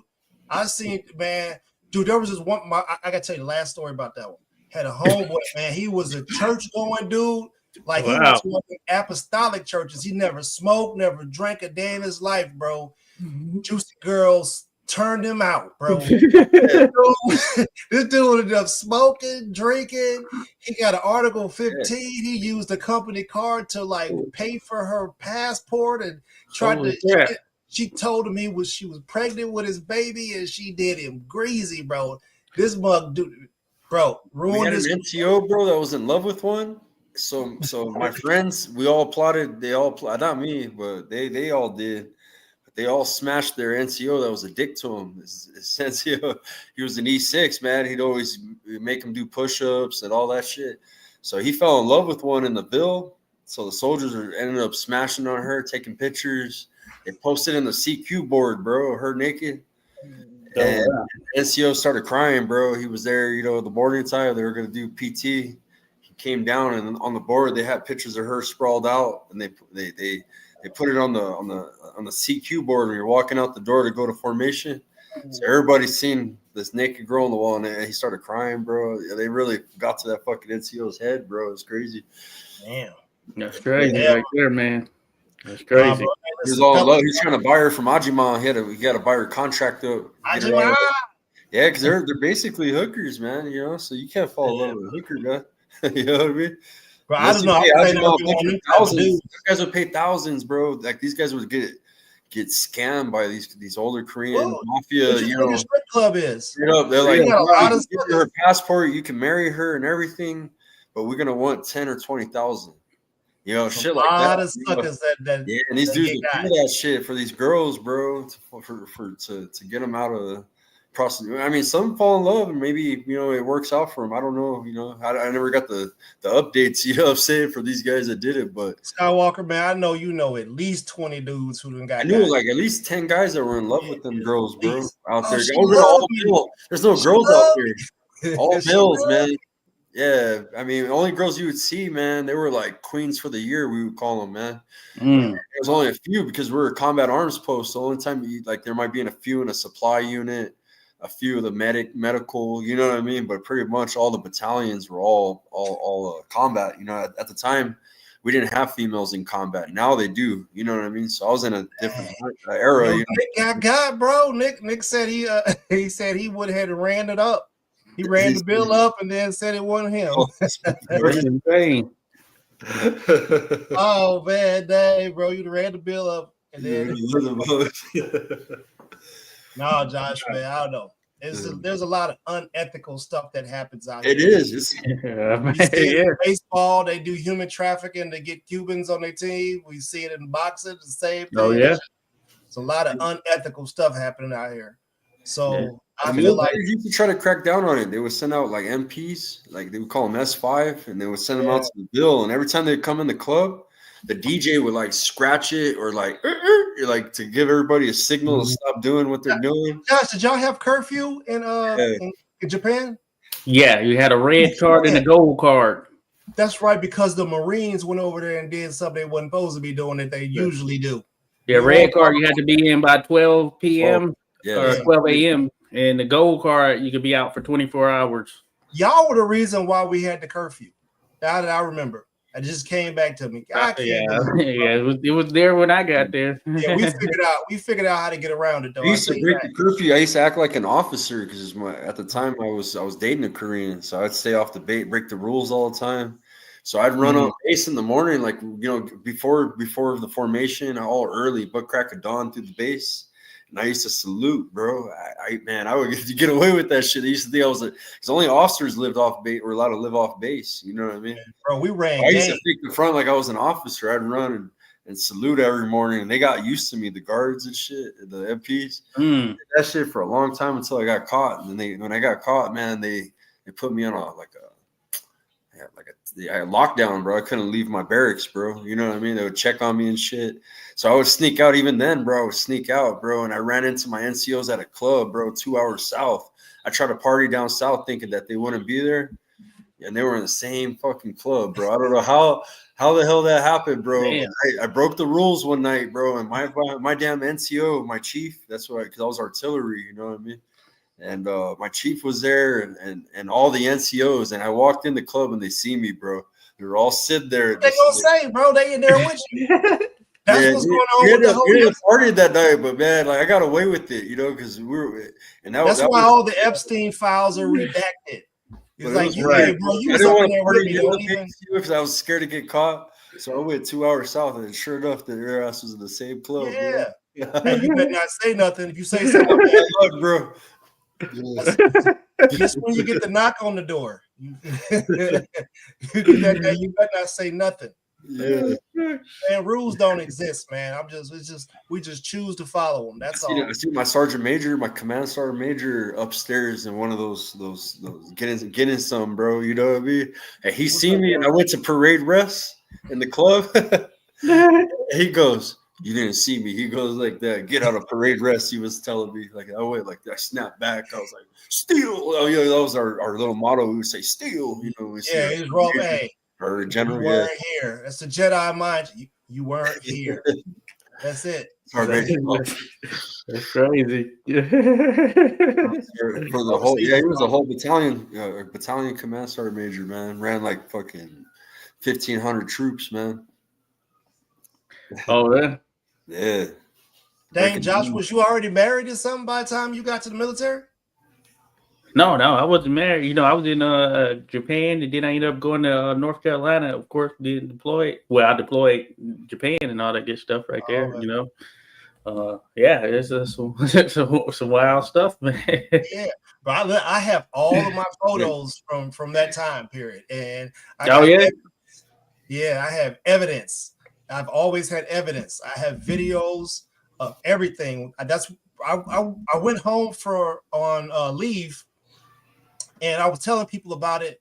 And it was like, man, you lying, bro. I was like, man, you ever know me to lie about something? I always told you like it was, right? I said, all right, bet. So after that, I was like the original Girls Gone Wild dude. Every country I was in, I was filming it. I was taking pictures. I was learning stuff because I'd be like, hey, I tell the story and I got the evidence to go with it. Like, oh, I want to go over there. Like, yeah, you should go over there for real. You should. You should absolutely go.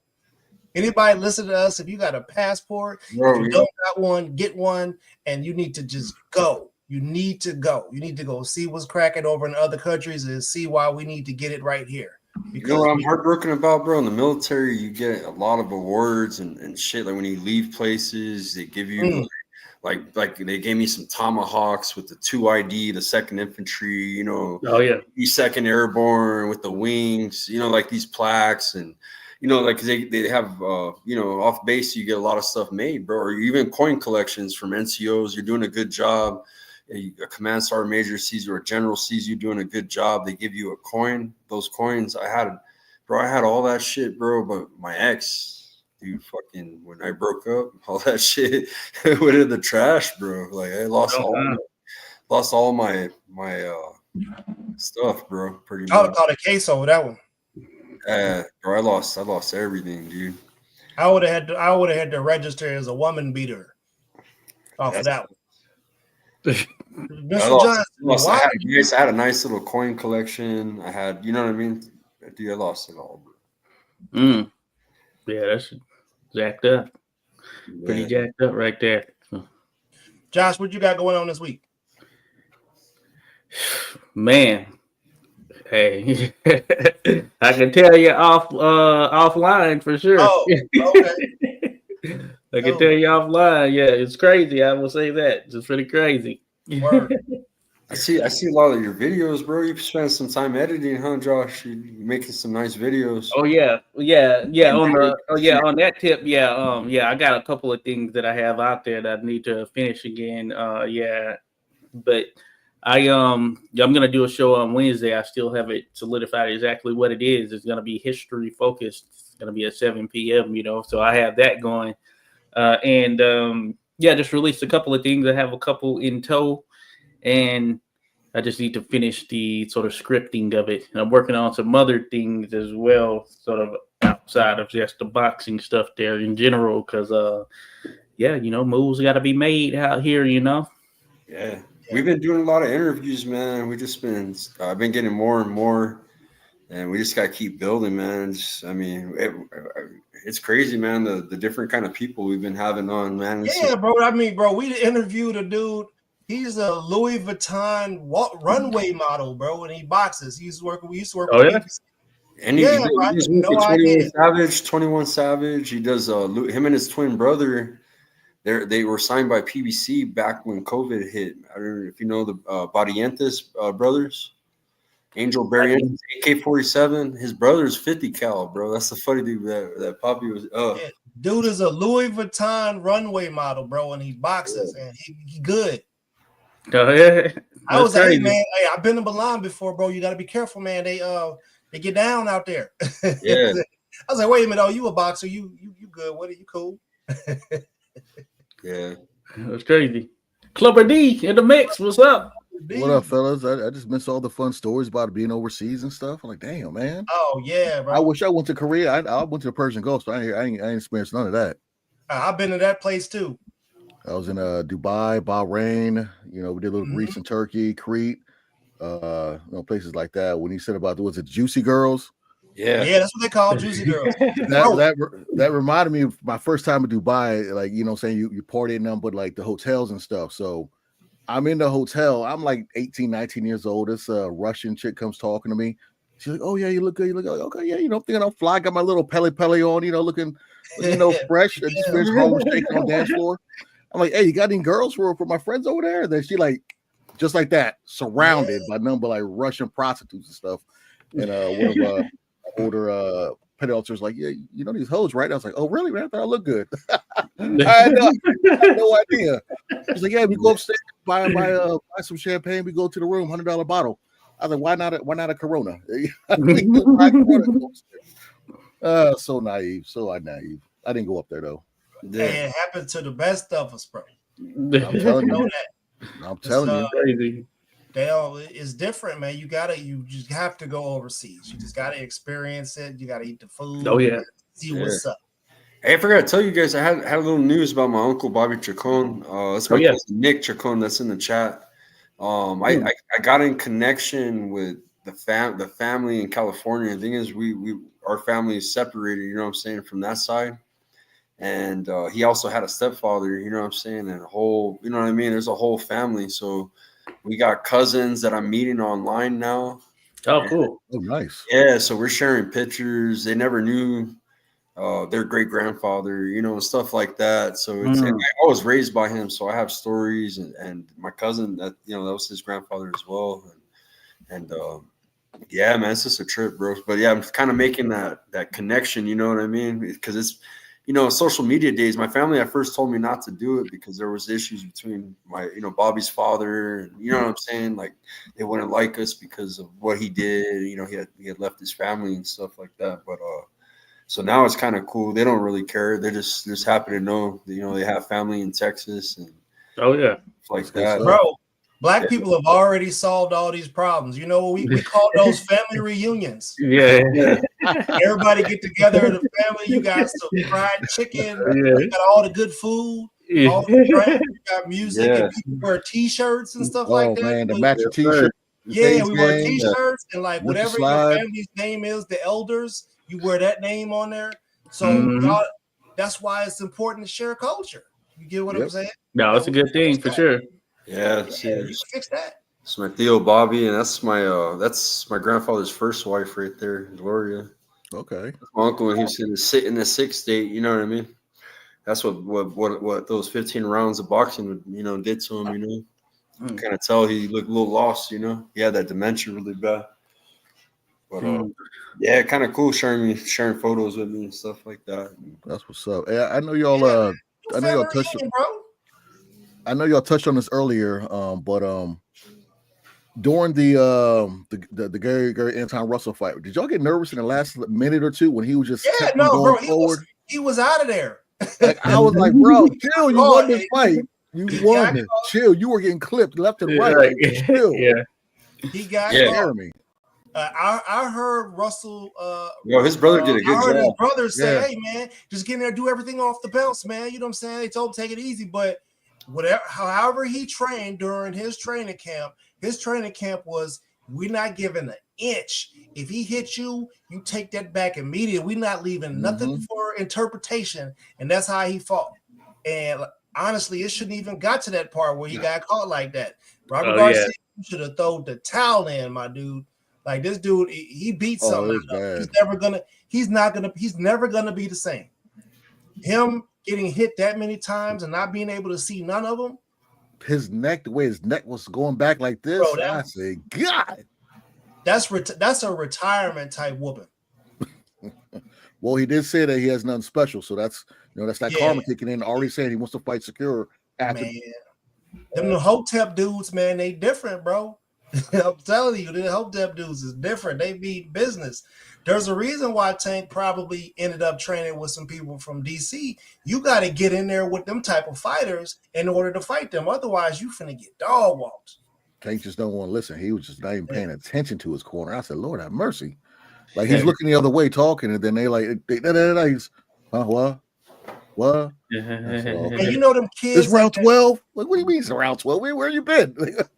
You ever been to school and you met a kid that talked back to their mama? Yeah. They get to cuss around them and ain't nothing but a kid. Yeah, crazy. You gotta belt ass. You got to. These people, they need some guidance out here, man. Yeah, they do. Yeah, that's crazy. Reason I only put that Jake Paul stuff in there is because he said the person he was going to fight was at the place, and I doubt it was going to be Pitbull. I doubt it's not going to be secure. You know what I'm saying? So I figured he's trying to get some money, and they kind of already said they're not going to do the rematch so fast. So I figured it'd be some funky business like some Jake Paul or somebody like that. Just to put his name up there again and have people thinking it'd be a fight. So what are we doing though? Are we being a professional and we're dabbling in WWE style stuff? Is that how that works? That's pretty much. I mean, for the money. Turkey saved us from Canelo doing it. You know what I'm saying? And maybe Tank saw that money and figured was like, man, I can make that money because he's anti-Turkey. Dang, I hate to say this, but Canelo ain't never went and took no knee and got up and got a facial in the middle of the fight. Hey, sometimes that blue magic, though, that cocoa butter that slides up in there. You know what I'm saying? You gotta take a knee. You gotta listen, bro. On behalf of the other people who got all this, we don't condone that type of behavior. Right. You gotta wear a protective style in such a manner so as it doesn't bother you while you fight. I feel You you. got to do that. You can't be out here, trying to look like Pippi Longstocking out this motherfucker, and you ain't wiped your head yet, and you sweating, and there's grease going in your eyes. I think that glove, I believe that jab that he hit him with right before then, I think that caused a bit of confusion. He did get, that was the thing. He did get hit with a shot right before that. Wait a minute, hold a second. I need to take it. What's going on here? Collie, he just Tell you, nothing he was doing was working. And Lamont Roach, they had the perfect game plan. bro. I love that. I love that fight. He short-circuited somehow. Crazy. There's some neurological damage with the jab. Controversy sells, as they say. You know who really lost? The people who are gamblers. Vegas cleaned house. That was a clean up on the aisle 3. This is worse than Elon taking over the banking sector. Imagine if he would have bet on Lamont. Imagine betting the draw. My when I was at the shop on Friday, when the bar was low, so he knows Mac, who referees with you, Josh. Oh, Mac McCadden. Yeah, he goes there also, and Los was like, "Hey, Lamont looks focused. Don't be surprised it goes the whole way." I said, I wouldn't be shocked either. And then I was like, man, I should have jumped on FanDuel and did something. But no, you're right. Man, I had Roach winning by 2 rounds without even needing a knockdown. Bro. Me too. That's what's crazy. Easy. I thought it was be a split. I thought they might do a draw, but I thought it'd be a split. And I was gonna give it to Roach. I had him by 2. I mean, you cannot give Tank early rounds if he lands one punch. I don't understand that, and Roach lands 3 or 4. It just, I don't know. His defense tight too, But Roach was cracking Tank, man. Oh, he was cracking him. Stopped him in his path a couple times. Backed him up. He had him stumbling and just That's why no Haney fight, no Shakur fight. You don't want to see him fighting certain type of fighters. And Frank Martin, they're like, well, he fought Frank Martin. He's a black dude. Frank Martin picked up box cards with like 17, 18. So Roach knows when they fought before in amateurs. So matchmaking, matchmaking at its best. And when you matchmake somebody into fame, and then you try to act like that they the best at something, that's not the way. You gotta get in there and you gotta get to it. You gotta go through it and be a man about it. That's what we respect out here. This matchmaking stuff is for the birds. Mm-hmm. We got people in the top 4, top 5. Who gonna get at Cepeda? Who wants some of that work? He don't want, but he turned down Shakur. He wants Farmer again, or he had an injury. Yeah, I heard they were going to rematch. Yeah, he's on the undercard of what you call it. So Ross said Willis was yeah, Chuck Ross is funny. Who's Uncle Tevin Farmer cousin? Oh my God, not the glitch. Hey, don't he got a glass eye? Don't Willis got a glass eye? Don't he, one of Willis fake? Oh no, we on the escalator straight to hell. Oh, he's got the Josh, man, that can't be right, bro. Right? No, you can do that. What he can see? Just tell me, bro. Tell me y'all got some requirements on vision. You don't do a vision test or anything, but really just got to do a background check, and you got to do like. That's like being able to drive a car and you ain't got no training.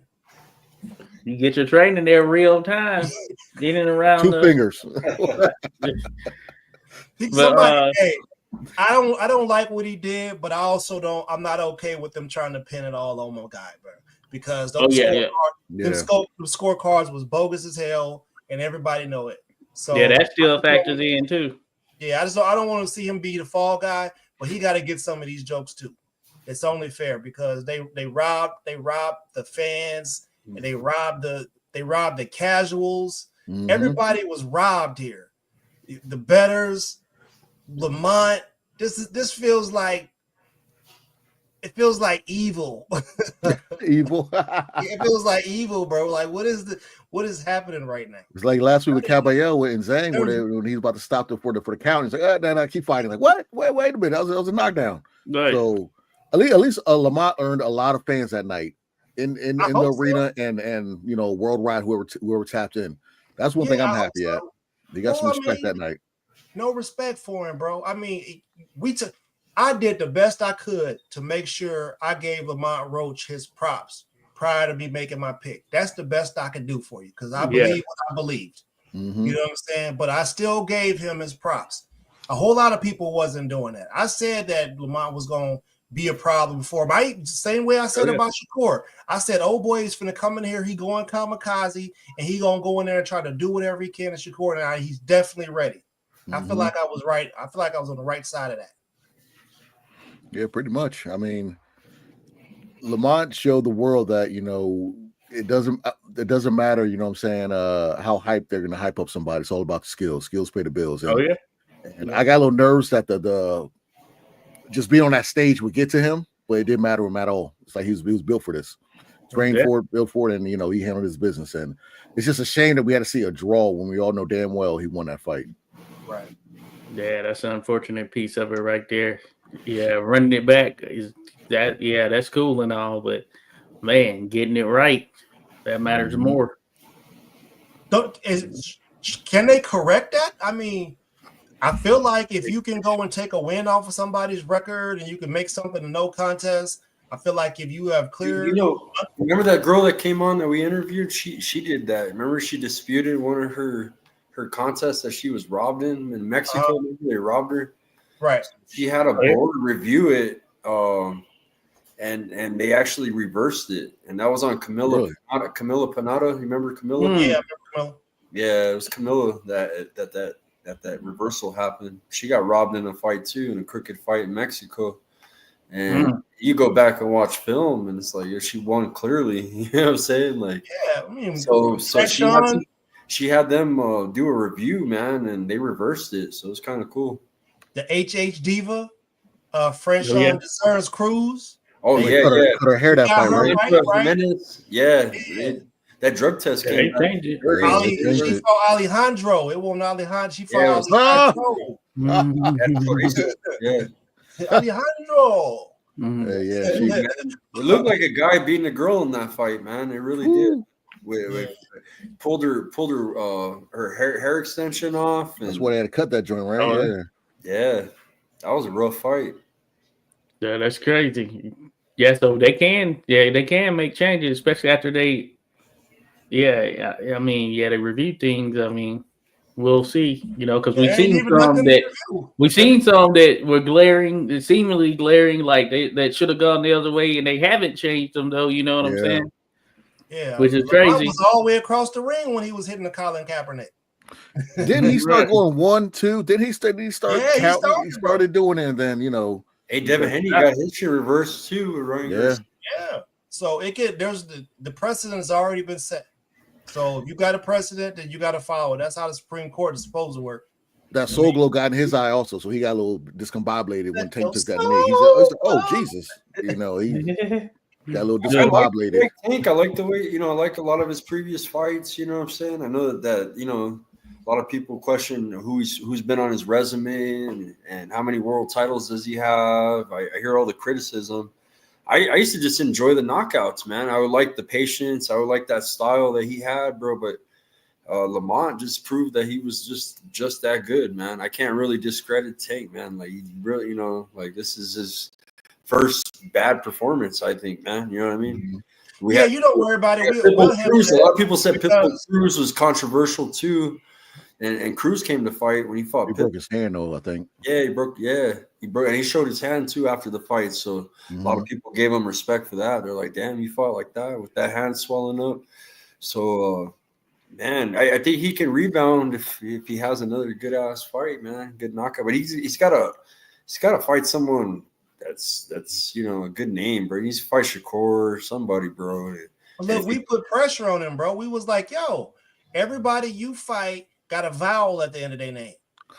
What's up with it? What's up with it? Everybody you fight got a vowel at the end of their name, right? We need to see you get in, the Floyd Mayweather path. That works, but there was one Floyd. Well, my thing, they showed the highlight of him beating Pedraza when he got his first belt. He was what, 23 Oh yeah, years old. So we look back then. We, as a fan, I'm like, hey, oh yeah. he about to, man. Yeah. Jump forward now. It's like, come on, bro. What have we been doing since then? Yeah. What have we You been? went from sniper to diaper. I just think about the fact we had Tank, Teofimo, Haney, Loma, freaking well, those are the main ones that were all there at the same time, and we wanted to see a combination of them fight. Oh yeah, Ryan was there at the same time too at 135. Yeah. So he was in that mix, and we wanted to see like a combination of those fights. And we got Tank versus Ryan. That's the only one there.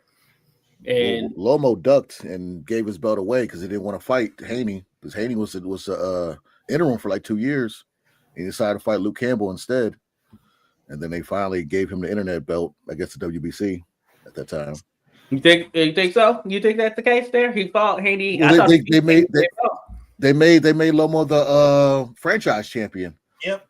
Because I don't agree with that franchise Canelo was franchise, and he wanted to fight Charlo. Haney got the vacant, Yeah, they just put in the mills, and he wanted to fight him. Then he wanted to fight Teo, and they were face to face chirping, but it never happened. So, yeah, I don't agree with that franchise belt. I hate that. They had to go ahead and snatch that franchise belt off of him too. Yep. Hey, that's what we talking about, Skywalker. When they made that El Azteca belt, black people got the right to get in the ring with it. So I used to always wanted Devin and Teo to fight, bro, and that shit never came to fruition. That Azteca belt Same too. here. Yeah, There was a lot of fights that didn't happen with that whole killer 135. You know what I mean? All them killers at 135. Now they're all bigger. They're at 140, or they fell off, or they run. They running. Them young lions is at 135. They trying to go to where hey, I'm gonna go up here because these dudes a little older, a little slower. Keyshawn there ready now. Yeah. Keyshawn, he ready for everybody, but except Shakur. Keyshawn and Tank. I'd like to see that one too. They ain't gonna be able to run from Abdullah. Hey, they trying to hide him in the car. I don't know why they do that to my boy. Like, what are they doing? They ain't gonna be able to do it. He's back in a month or two. Ernesto Mercado. Oh yeah, I want to bring up Tito. I was gonna say Tito. Man, another one. Mercado's cool. There might be some reasons why people are talking that retirement stuff. I think Mercado 140 though.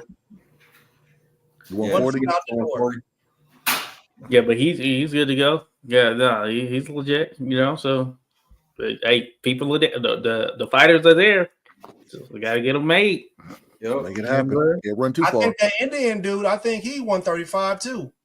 And Gary Antoine got to stay active, man. Like now that he got this win, like man, let's get another fight going in like 3-4 months from now. You know. Yeah, hopefully that's PBC. PBC scares me about the activity of their fighters. They fight like once a year. It's once a year, bro. I'm terrible. Yeah. Somebody said PBC equals phony boxing champion. We need a unification bout between Puello and Gary Antoine. As a fan, that's the #1 fight right there, bro. Considering they just fought, it seems like it would be doable. I mean, yeah, both of them just fought on the same card. Seems like it would be doable timing wise. You know what I'm saying? Neither came out hurt from a visible perspective. You know what I'm saying? Day they fought on, it's a perfect matchup. It's a rematch. Well, how does that work though? Since Haney is a champion recession. Now that he's becoming active on the second, does he get the WBC belt back? Or I think Haney's going to 147. He's 147? Eventually he's going to do that. Going to 147. He had tweeted something about that a little while back. But so Ramirez fights at 147. Okay. I was wondering about that. Like, okay. We'll see though, you know, if he does it. But yeah, I think he's eventually going to be there probably sooner rather than later for sure. Right, Norman. You got... He was undisputed, so he can't. Bro, man, skip the line. He can't skip the line now. Puello is all wrong for Russell. I'm not. Terrible matchup. I don't like it. How what Puello was doing, Russell. Bro, I don't know. You know some boxers got each other's number, kind of like how Fury had, Wilder's number, and there's some boxers that just got your number, and I think his style is all wrong for Gary Antoine. I just think it is because he can land his shots and they're so much cleaner from a far longer range. Because he's a natural counterpuncher there, Puello. That certainly what favored him in the other end. With the aggressive style of Russell, that benefited him in that first contest for sure. You hit He was Russell in his once, he's going box. to tag He you was in right his back. box on him, bro. I was just like, I Instead can't believe Russell looking like this. You can set traps for Russell. They're very easy to set traps for him because you tag him, he's going to try to come right back at you. His dad died too. His dad died. He was going through a lot of shit, and I heard that like he wasn't right, bro. For that fight, he wasn't. Yeah, that was the first fight after he had passed away. That's kind of what happened to Jared Hurd when his dad passed. Yeah. When that J-Rock fight, he's never been the same. And I know y'all talked about it earlier, but like I'm just glad he retired. I know I picked him to win because he's a local guy and I always liked his career. But I just seeing him take that damage like that, I'm like, bro, just stop, man. There's no need for this no more. Yeah. But the one Gary put up yesterday was the old one, bro. And that's not the one that fought Puello. So like I think that he would smoke him, bro. I think just based off of what I saw yesterday, because I watched both their fights. Man, bro, like even his counter punches were just Gary Antoine was throwing 3 back, bro, every time. He's fat, bro. He's ridiculously fast. Mm-hmm. So yeah, it will be interesting. I'm sure he'd come out with some hell intent on riding the ship in this next one for sure. I got it. I'm putting him to the top of the division right now. Me too. 140. Yeah, I got him as the best at 140 right now. I got him over Richard. I think because T.O. don't do a lot of activity. I don't know what he's trying to do. I've been hearing his name. That cab driver almost took him out. Like he looked terrible that last fight. I mean, Cambosis countered him into he balled him up. Right. Round 1. And we saw what happened with Cambosis when he was in with the elite fighter from there, Mm-hmm. Yeah. So I would take Russell over. He's got to stay active too, bro. He active. We on his head. Yeah, you got to fight in about 3-4 months. Yeah, I feel like he would. I think it's like Dion mentioned that the PBC thing, man. Yeah, they got to get them dates together, because they don't be having dates planned out. You look at the other promotional sites, there are dates like planned out, like, oh, this is coming up. You see them all the way out. PBC, it's like, I'd imagine if you go on there now, I don't know that there will be a thing listed for what's next. Fondor is fighting. Like Fondor is finally fighting Russell? Like a couple weeks. Yeah. Right, Hitchens, that'd be good. He's fighting, isn't he fighting somebody pretty soon again? Or negotiating with somebody? I'm thinking about the future. I'm talking about Hitchens. Well, I would love to see that. Russell, man, that'd be a great fight. He was Tio. He was talking about Teofimo. They were going back and forth, but it never happened. Tio and Arnold are supposed to fight, and there's an announcement. Well, check out this card, bro. Let me go to this card. I think they said May 2nd. And real quick, and I'll just say, I went to my PBC schedule, so they got Saturday, March 22nd, which is Fondor against Cordell Booker and Jose Ramos against Jesus Ramos against Kelvin Salgado, but that's the only thing on their schedule. So it's like they're going like month to month, or even even beyond that. Isn't Keith Thurman fighting? Yeah, May 2nd. The Teofimo, they set up a card, bro. I'm trying to find it's in Times Square. Keith Thurman is a bait and switch. I thought he's fighting like in Australia somewhere. They got somebody working right now to replace him. The Fatal Fury, City of Wolves. It's a ring magazine card, bro. They unveiled Turkey Times Square boxing spectacle. Oh yeah, I remember they had event placed in the heart of New York City on May 2nd. So Haney and Garcia are going to be on that. Ryan Garcia and Rolando Romero, Devin Haney and Jose Carlos Ramirez, Teofimo Lopez and Arnold Barbosa. Those are the 3 headliners. Somebody better tell them we got weather. That's a big money card right there. That's just gonna do numbers, man. Fucking Times Square. Ryan Garcia.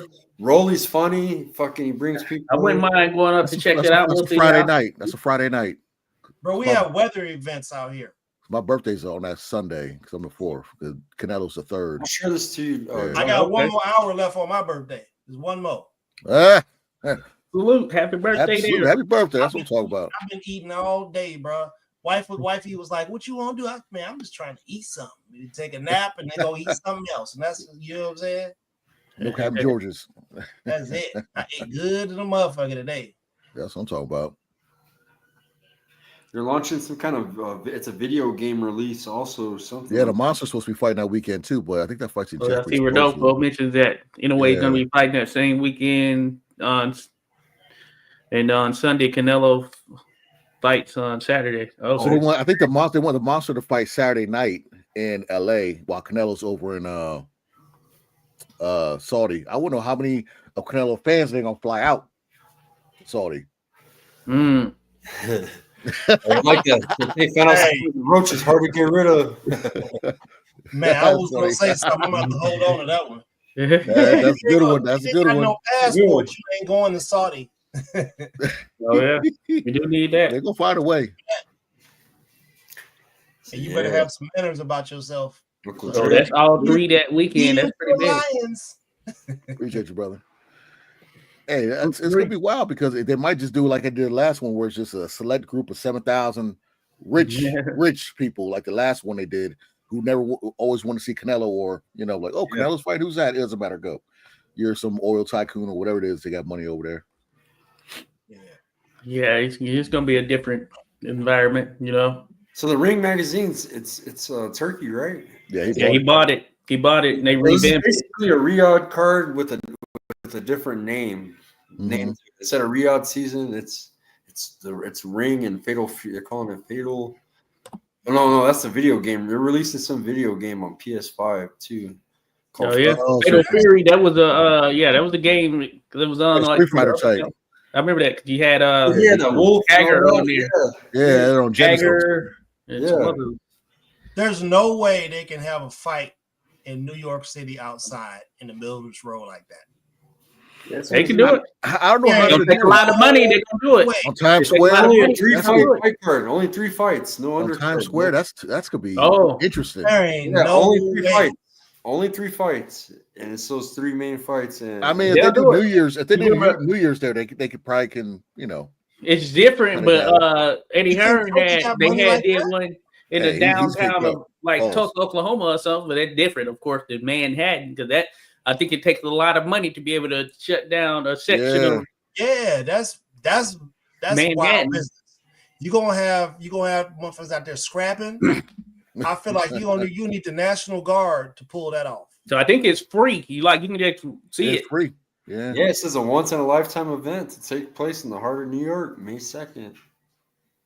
It's crazy. This is some might have World to Fair. Might take a train up there. Might have to do it's that. like some World Fair type shit. Might have to see what's up. May 2nd. Commemorate 100 years of boxing. Wait. A century of boxing excellence since it was founded in New York City in 1922. The Ring magazine. Ring magazine. Yeah. So tax write-off. Yeah, it's but it's not. It's 2025. So we're already past it. 2022 did that to us, but yeah. Turkey putting on the Ringling Brothers event in Times Square. Right. T.O. is going to be the barking seal that hits the beach ball into the basket. Hey, somebody got to come out dressed like Bill the Butcher. Things in New York. Yeah, we still on T.O. Yeah. It ain't even though we got punks, we still barking seal hitting a beach ball into a basket. Yeah, right. If you don't make it in on the first shot, we whipping you. Oh yeah, there is gonna be an Alcatraz fight. That's crazy. Yeah. Tio was talking about doing that fight. Tio and Hitchison, they were talking about doing that joint at Alcatraz. Bro, we gotta stop this madness. Why are we having a fight at a prison? They got money to do it. They got money, a spectacle. It turned into Street Fighter, bro. Like, you know how you go to different spots, that's what they're gonna do. This is Sparta. Blood in, blood out. La Unda. Yeah. Man, that dude is putting some wild shit together. Yeah. Was it in Mortal Kombat, bro? You have like the different places you can go travel and fight, bro. Yeah. That's what we're almost close to having a Kumite.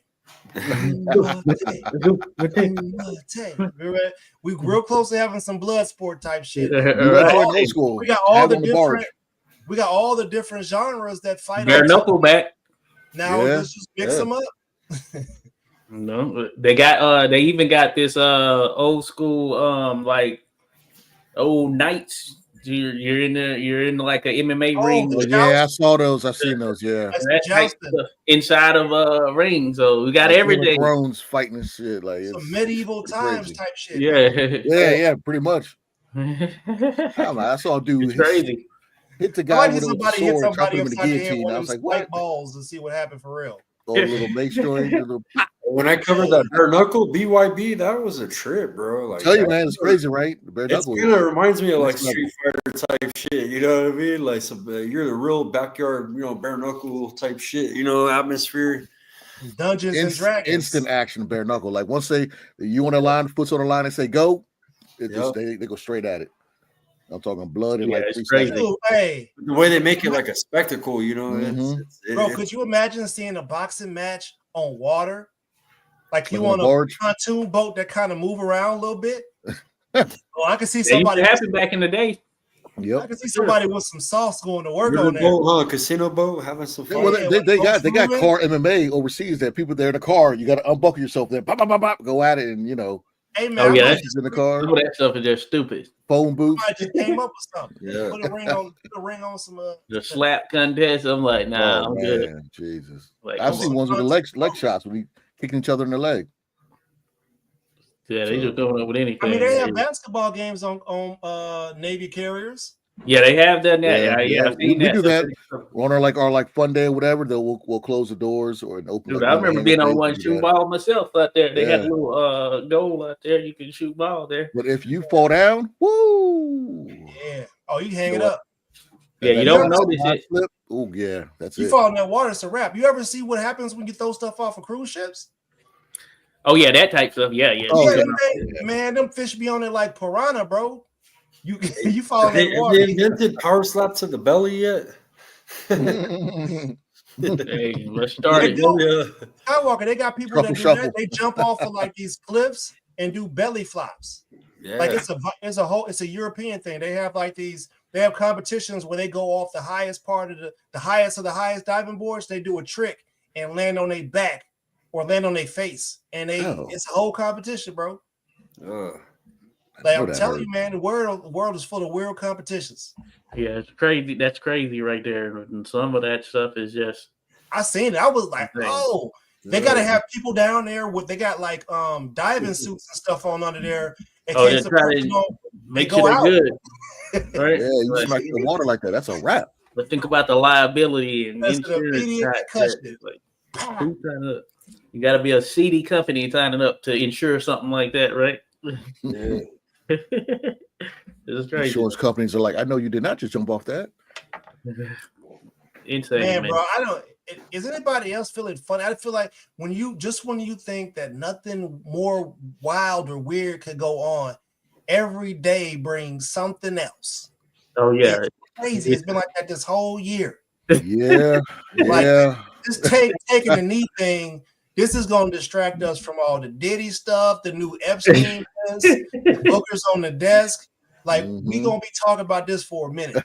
Yeah, and then Tank don't help it none because he be out there trolling people.